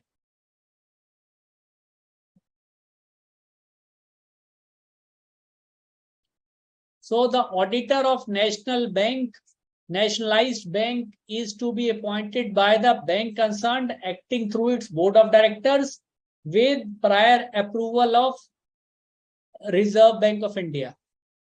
Okay, and the auditor of a banking company. So there are private sector banks also in the country, say HDFC Bank, ICICI. These are all private sector banks. So the auditor of a banking company is to be appointed at AGM of the shareholders.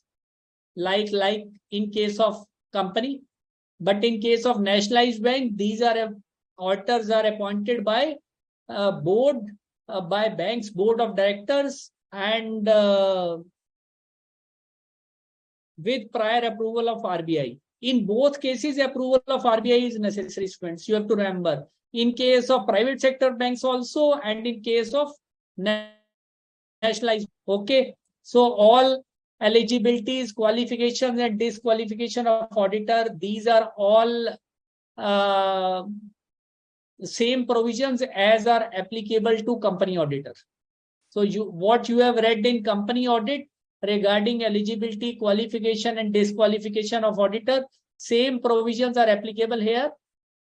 So like a person should not be indebted to the bank exceeding a certain amount. Okay, so all the disqualifications which are there and all eligibility conditions which are there for a company auditor, these are also applicable to a bank auditor. Okay. And this I already told you, students, that financial statements of a bank are prepared in accordance with third schedule. In accordance with third schedule to the Banking Regulation Act. This you have to remember. It's an important key point. Third schedule to the Banking Regulation Act 1949, and the balance sheet format is in Form A, which is there in schedule in third schedule, and profit and loss account is in Form B, which is there in third schedule. And the bank has to comply with accounting standards which are specified therein under section 133 of Companies Act. Okay. Income recognition policy we have already discussed. This we have already discussed. So what should be the and all the powers, these are all same as in the case of company auditor. Like he has a right to access to all books of accounts. He has a right to call for information from the employees of the bank. So all those are as are applicable to the auditor of a company. And remuneration of auditors in case of nationalized banks is fixed by RBI in consultation with central government. Okay. And in other cases, in case of auditor of a banking company, it is fixed by in accordance with the section 142 of Companies Act by a company in general meeting, as is the norm in case of other companies. Okay.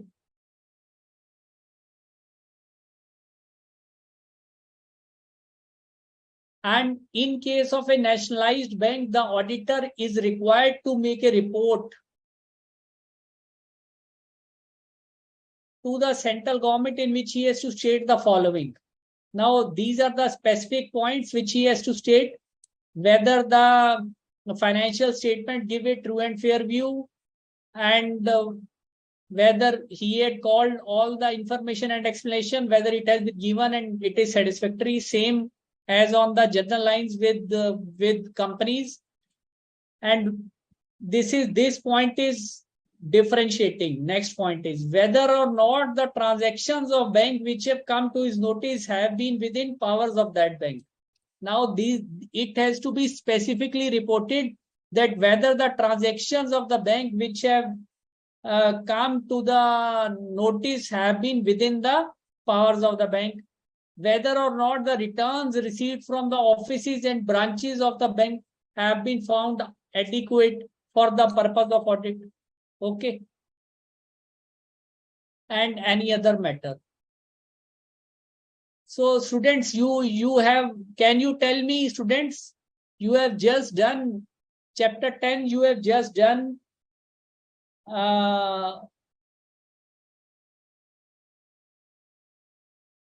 relating to company audit. Can you tell me whether CARO 2020 is applicable to banks? Whether Caro 2020 is applicable to banks? Tell me, you have just done your chapter on company audit, chapter 10. You remember Caro 2020? Yes, Darshan has only sent his response. What about others? What about others?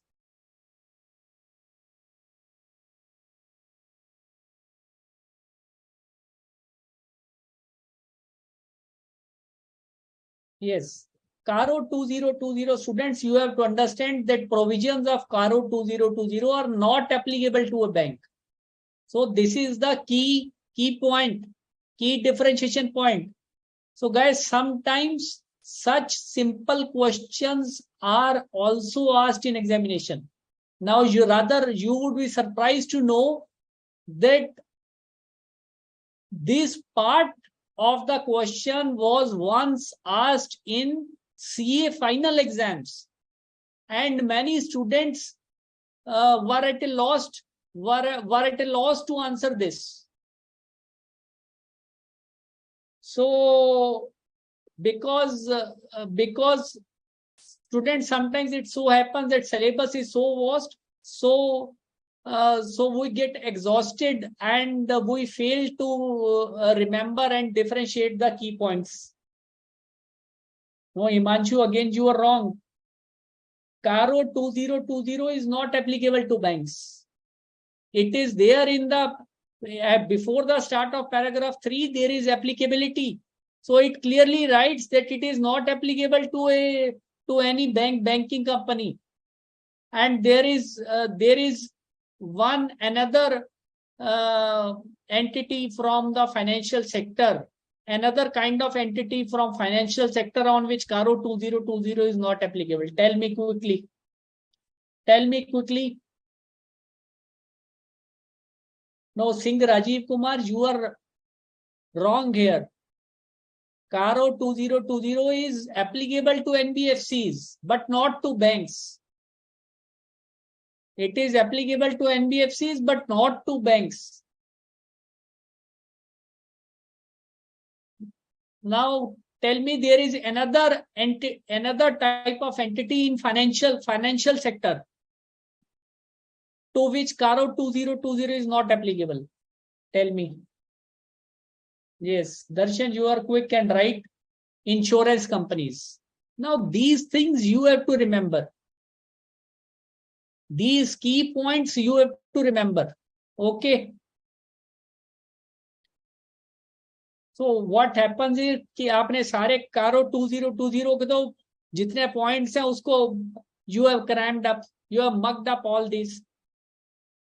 और ये key differentiation आप छोड़ गए. And the question comes in the exam on this very point. And you come out of exam cursing the paper setter. Okay.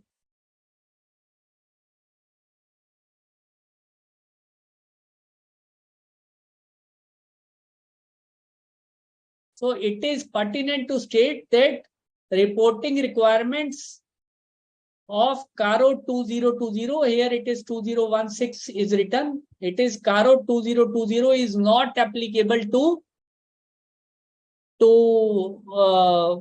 banks, to any banking company. And students, this apart from the main report, you have to understand that an auditor also gives a report in report which is known as long form audit report. It is known as LFAR in banking parlance, in banking language. Okay. So what is LFAR? The detailed report is not in your syllabus. Okay. So you have to understand this much, that LFAR is required to be submitted by the auditors. It is required to be submitted by the branch auditors and also by the auditors of a bank as a whole. So what happens is when branch auditors submit the report, it gets consolidated at the actual level, and the SCAs, the statutory central auditors, they make their own reporting, taking into view the reports of statutory branch auditors also. Okay. So basically it is in a question form, questionnaire type report.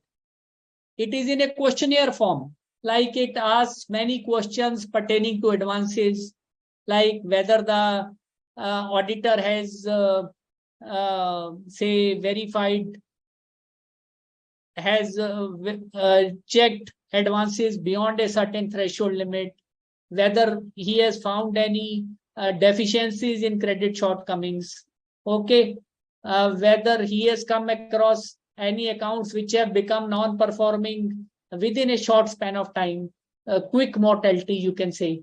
We call these as quick mortality, where the account has become NPA within a short span of time, just within a few months after sanctioning the credit facilities.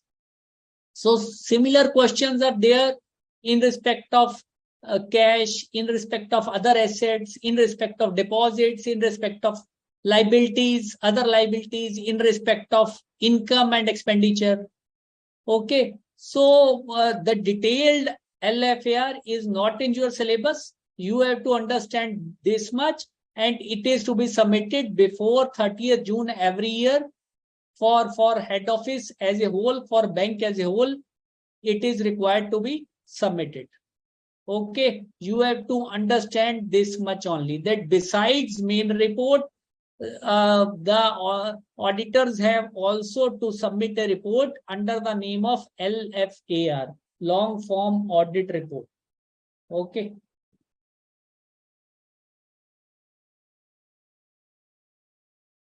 And besides, there is reporting to RBI, say if there is a fraud detected, and then the provisions of Companies Act shall also be applicable.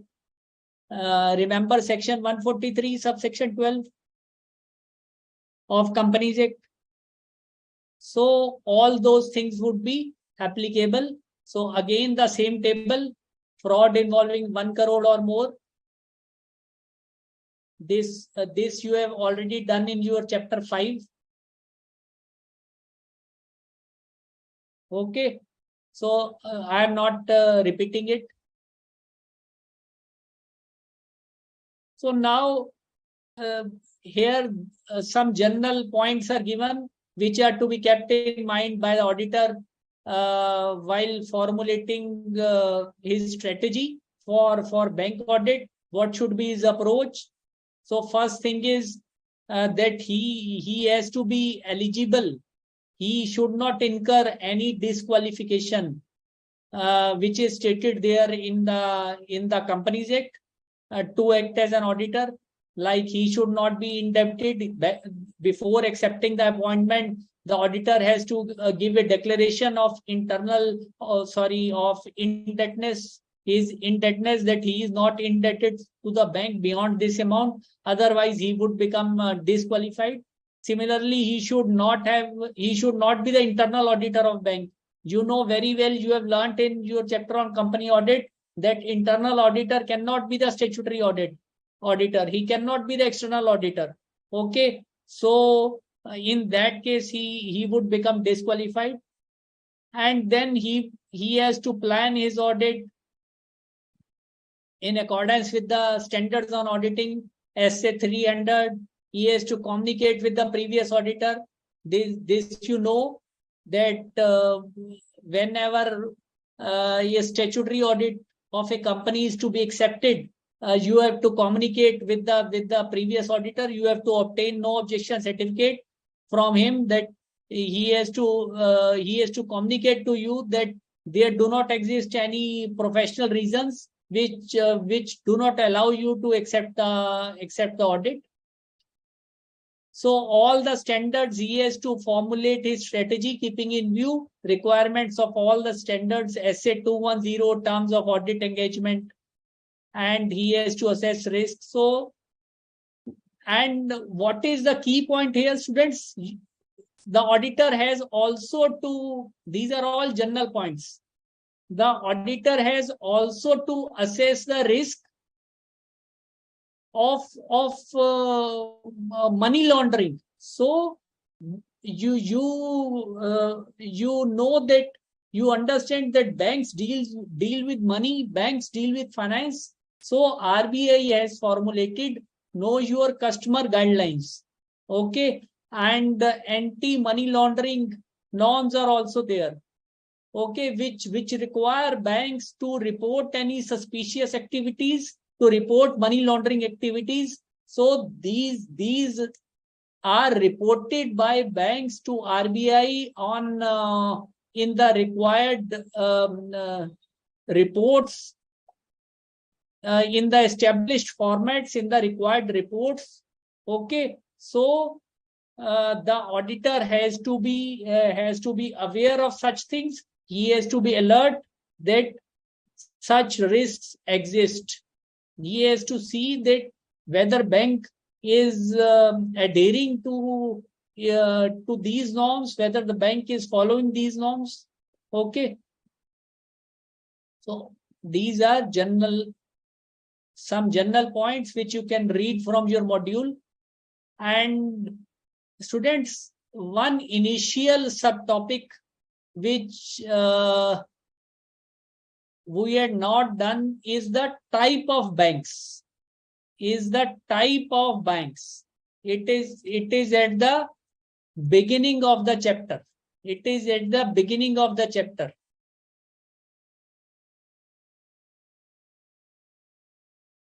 So guys, in India, there are commercial banks, main businesses whose main business is accepting deposits and lending money, and they accept deposits from general public and lend money to trade, industry, needy sections of the society, to farmers, to students, to corporates.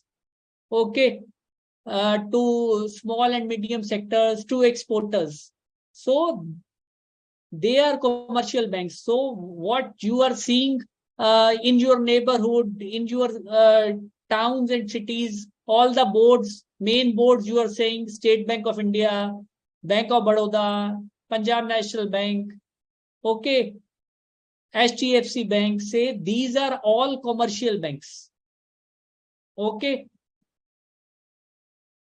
So commercial bank is a sort of generic terms. It is not restricted to nationalized banks. Private sector banks are also commercial banks because they are into commercial banking business. Okay. And there is another category of banks, regional rural banks, RRBs. So guys, what are these creatures? Regional rural banks. So students, in every state there are banks which are operating in that state, and they mostly cater to the banking needs of the rural communities. Okay, like in every state there may be one or two banks, like say in Haryana there is Sarv Haryana Gramin Bank. Okay, and similarly there are in J&K there is Ilakai Dehati Bank. So there are banks specific to that state. They are also doing the basic banking business, but their area is restricted to that state, and they are mainly catering to the needs of rural communities. Okay, cooperative banks. So what are cooperative banks? Cooperative banks are also functioning like commercial banks. So the difference is they are formed as cooperative societies. Okay, either as a multi-state cooperative society or within their state by under the act of the state. Okay, So these work on the cooperative principle, and many of the uh, persons who form part of the cooperative are also customers of the bank. So you would be studying in chapter 13 that cooperatives work on principle of one person, one vote. So they work on cooperative principles. Okay. Also, otherwise they are also doing commercial business.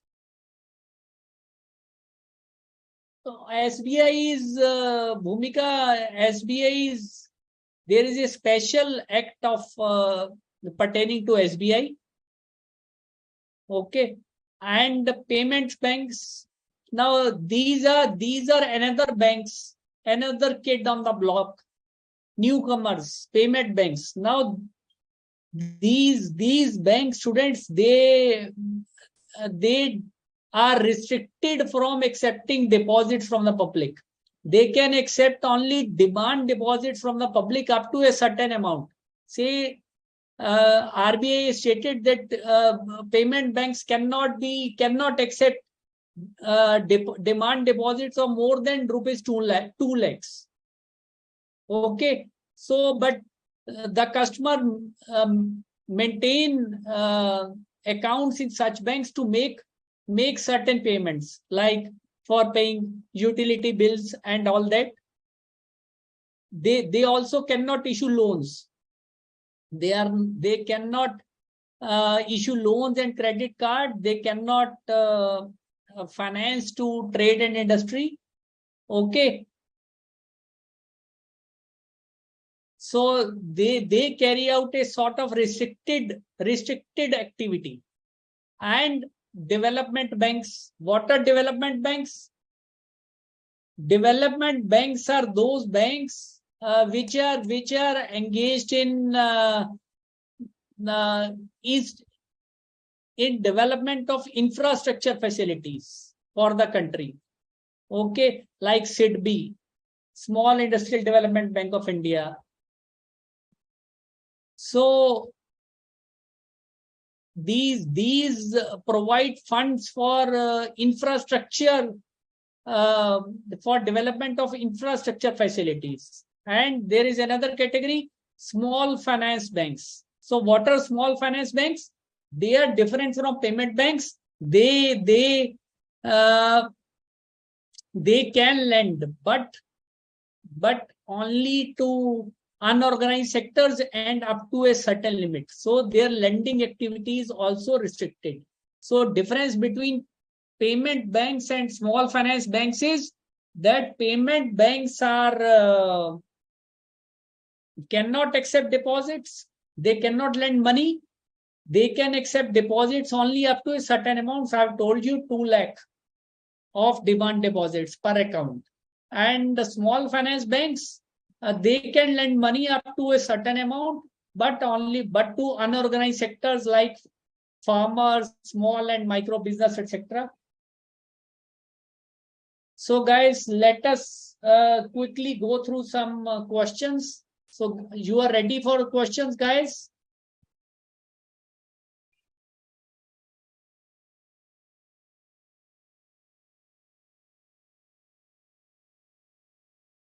Correct, incorrect? Yes, students. Availability of security of borrower is not to be taken into account for purpose of treating an advance as NPA. Whether this statement is correct or incorrect? Yes. Is the screen visible to you guys?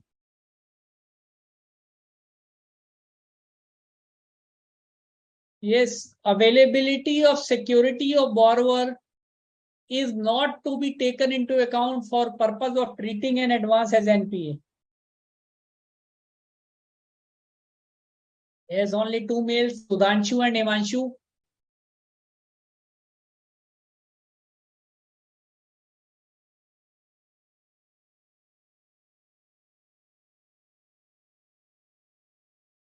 Availability of security of borrower is not to be taken into account for purpose of treating as NPA. What about others? Yes. This statement is correct. Yes, many of you are writing it is correct. Availability of security is not a criteria. Is not to be taken into account. It is correct. It is not to be taken into account.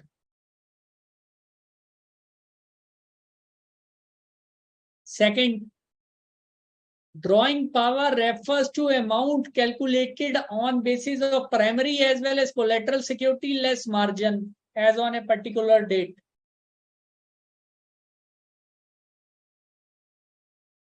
Yes. What is the meaning of drawing power?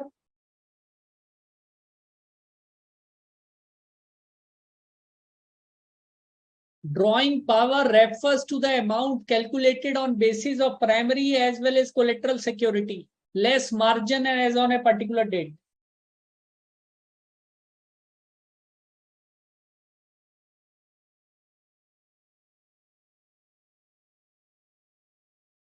Only Darshan has responded. What about others? Drawing power refers to amount calculated on basis of primary as well as collateral security less margin on a particular date.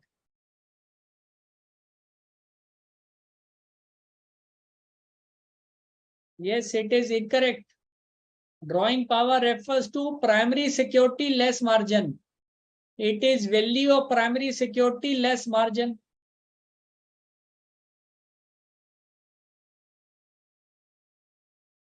So guys, have you left out? Many few mails are coming. So drawing power refers to the amount calculated on basis of value of primary security less margin. So this is second is incorrect. Suraj, you are writing it wrongly. Number 3. Bills discounted and purchased are an example of non-funded facilities. Now tell me whether these are examples of non-funded facilities. Bills discounted and purchased are an example of non-funded facilities.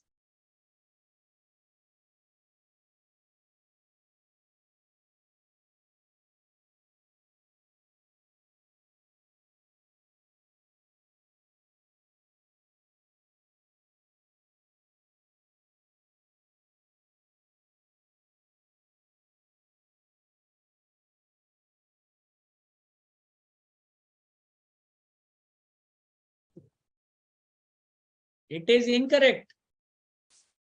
Sudhanshu, how you are writing it is correct. These are example of funded facilities. How many times I have told you are giving answer to question number 3. This is incorrect. It is an example of funded facility. Bills purchased and discounted. Number 4, under hypothecation agreement,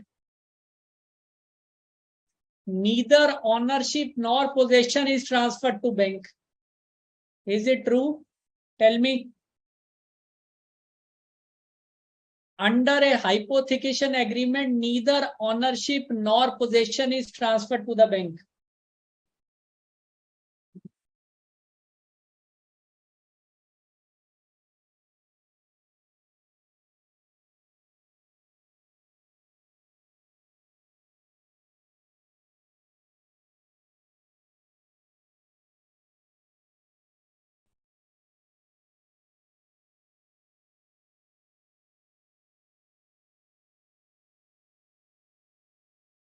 Yes, it is a correct. Like we had seen in case of stocks, when stocks are hypothecated, stocks remain in the premises of the company, and stocks, the owner of the stocks also remains the company. Nothing change hands. Only a general charge is created on the stocks by virtue of this hypothecation agreement. Okay. So 4th is correct. And what is 5th? Special mention accounts are a type of non-performing assets. Is the statement correct? क्या SMA accounts NPA हैं? Tell me. This we had discussed in detail. Are SMA accounts NPA, sort of NPA? Question number 5. Yes, guys.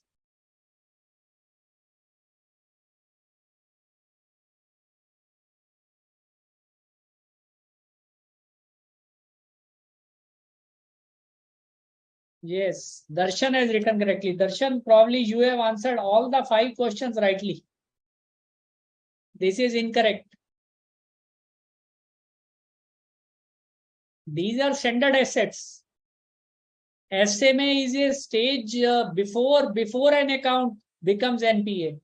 Okay, so accounts which are showing stress signals. Okay. Yes, Bhumika, you are right. SMAs of more than 90 days become NPAs. Okay. And now we shall be doing some MCQs. Now tell me, read the question, guys. X has availed a car loan from a bank.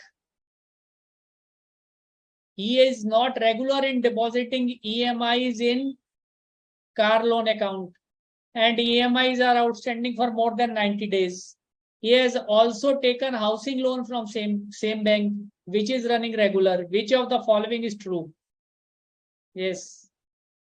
What should be the answer?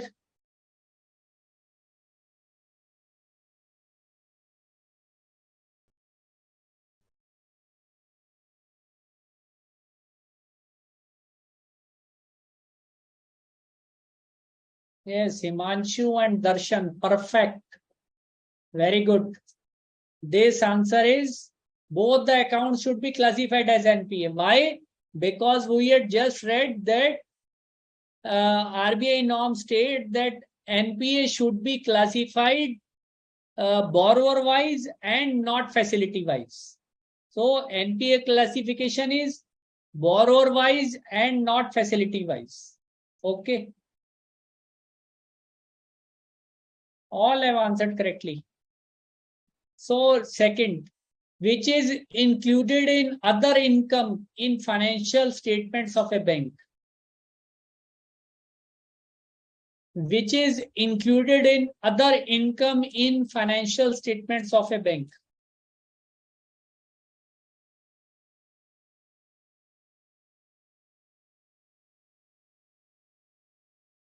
Yes, all your answers are visible. Yes, all answers are visible of all students.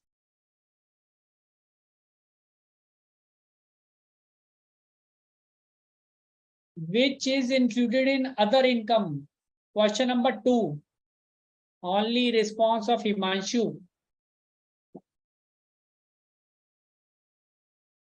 Which is included in other income in financial statements of a bank?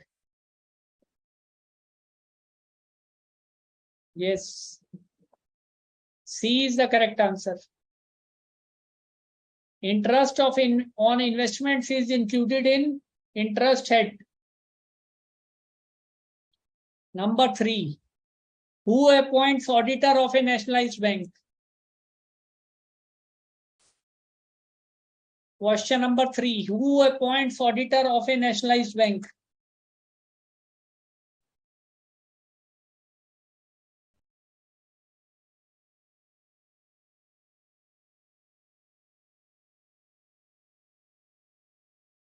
Yes, students. Who appoints auditor of a nationalized bank?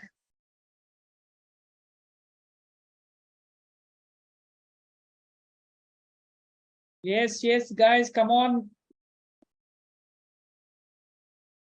Done just now. Yes, board of directors with the approval of RBI. Yes, this is the right choice. Board of directors with approvals of RBI. What is percentage of provision required for substandard assets in accordance with RBI norms?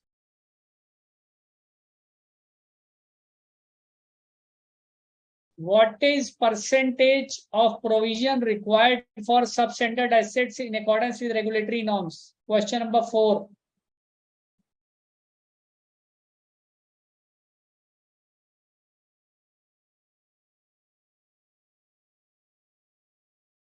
Yes, guys, tell me.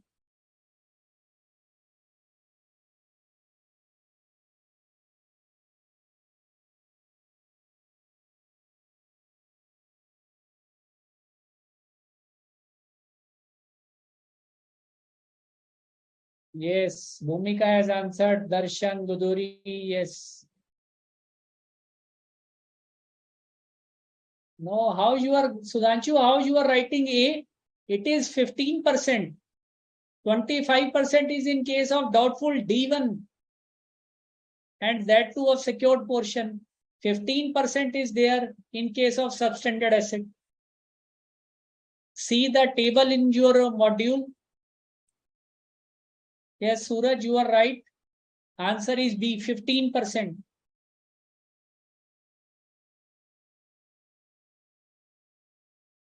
Dikshita, you are also writing it wrongly. It is not 25%. We are talking about substandard assets. Now question number 5. Which of below is not an example of funded loans?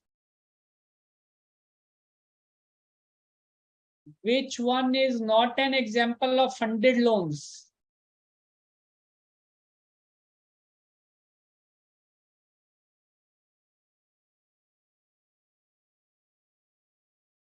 Yes.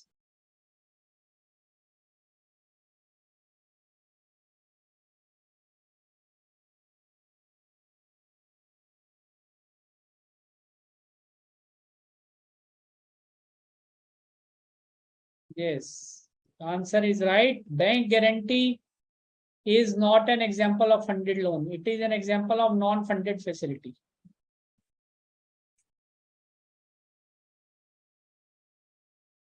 All other are funded facilities.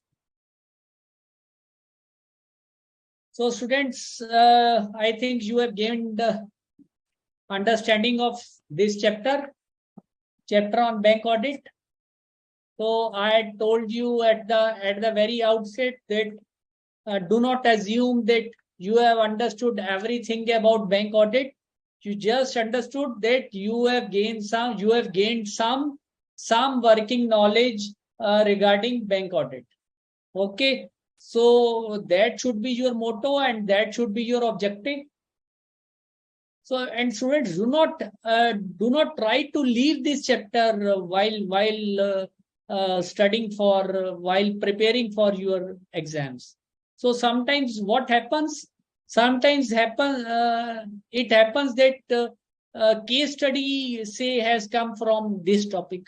Then what you are going to do? Although the case study might be very simple, and you may be losing precious 10 marks because you have thought that I would skip this chapter because it is different. I would skip this chapter. एक question आएगा 4 number का, उसको छोड़ देंगे. Okay, so never ever attempt these kind of things. It might so happen 2-3 simple MCQs come from banking chapter. Then what would you do? So already I have told you that do not try to be expert. Okay, but gain understanding at least of what is expected from you at the intermediate level. Okay, in respect of this chapter. So guys, I had also told you that we'll be having 3 classes on your doubt session, on how to write your answers, on how to answer questions, on how to prepare, on all these things, on all exam specific related issues. So I would request you to join in large numbers. Ask your friends who have seen some lectures but have and are not coming, say since last month. They have attended some lectures, but they are busy in preparing for next of another subject. Okay, so spread a message. Do come in large numbers. The tips given to you, the advice given to you would not only be useful for your preparation in auditing, but generally for other subjects also, but generally for other papers also.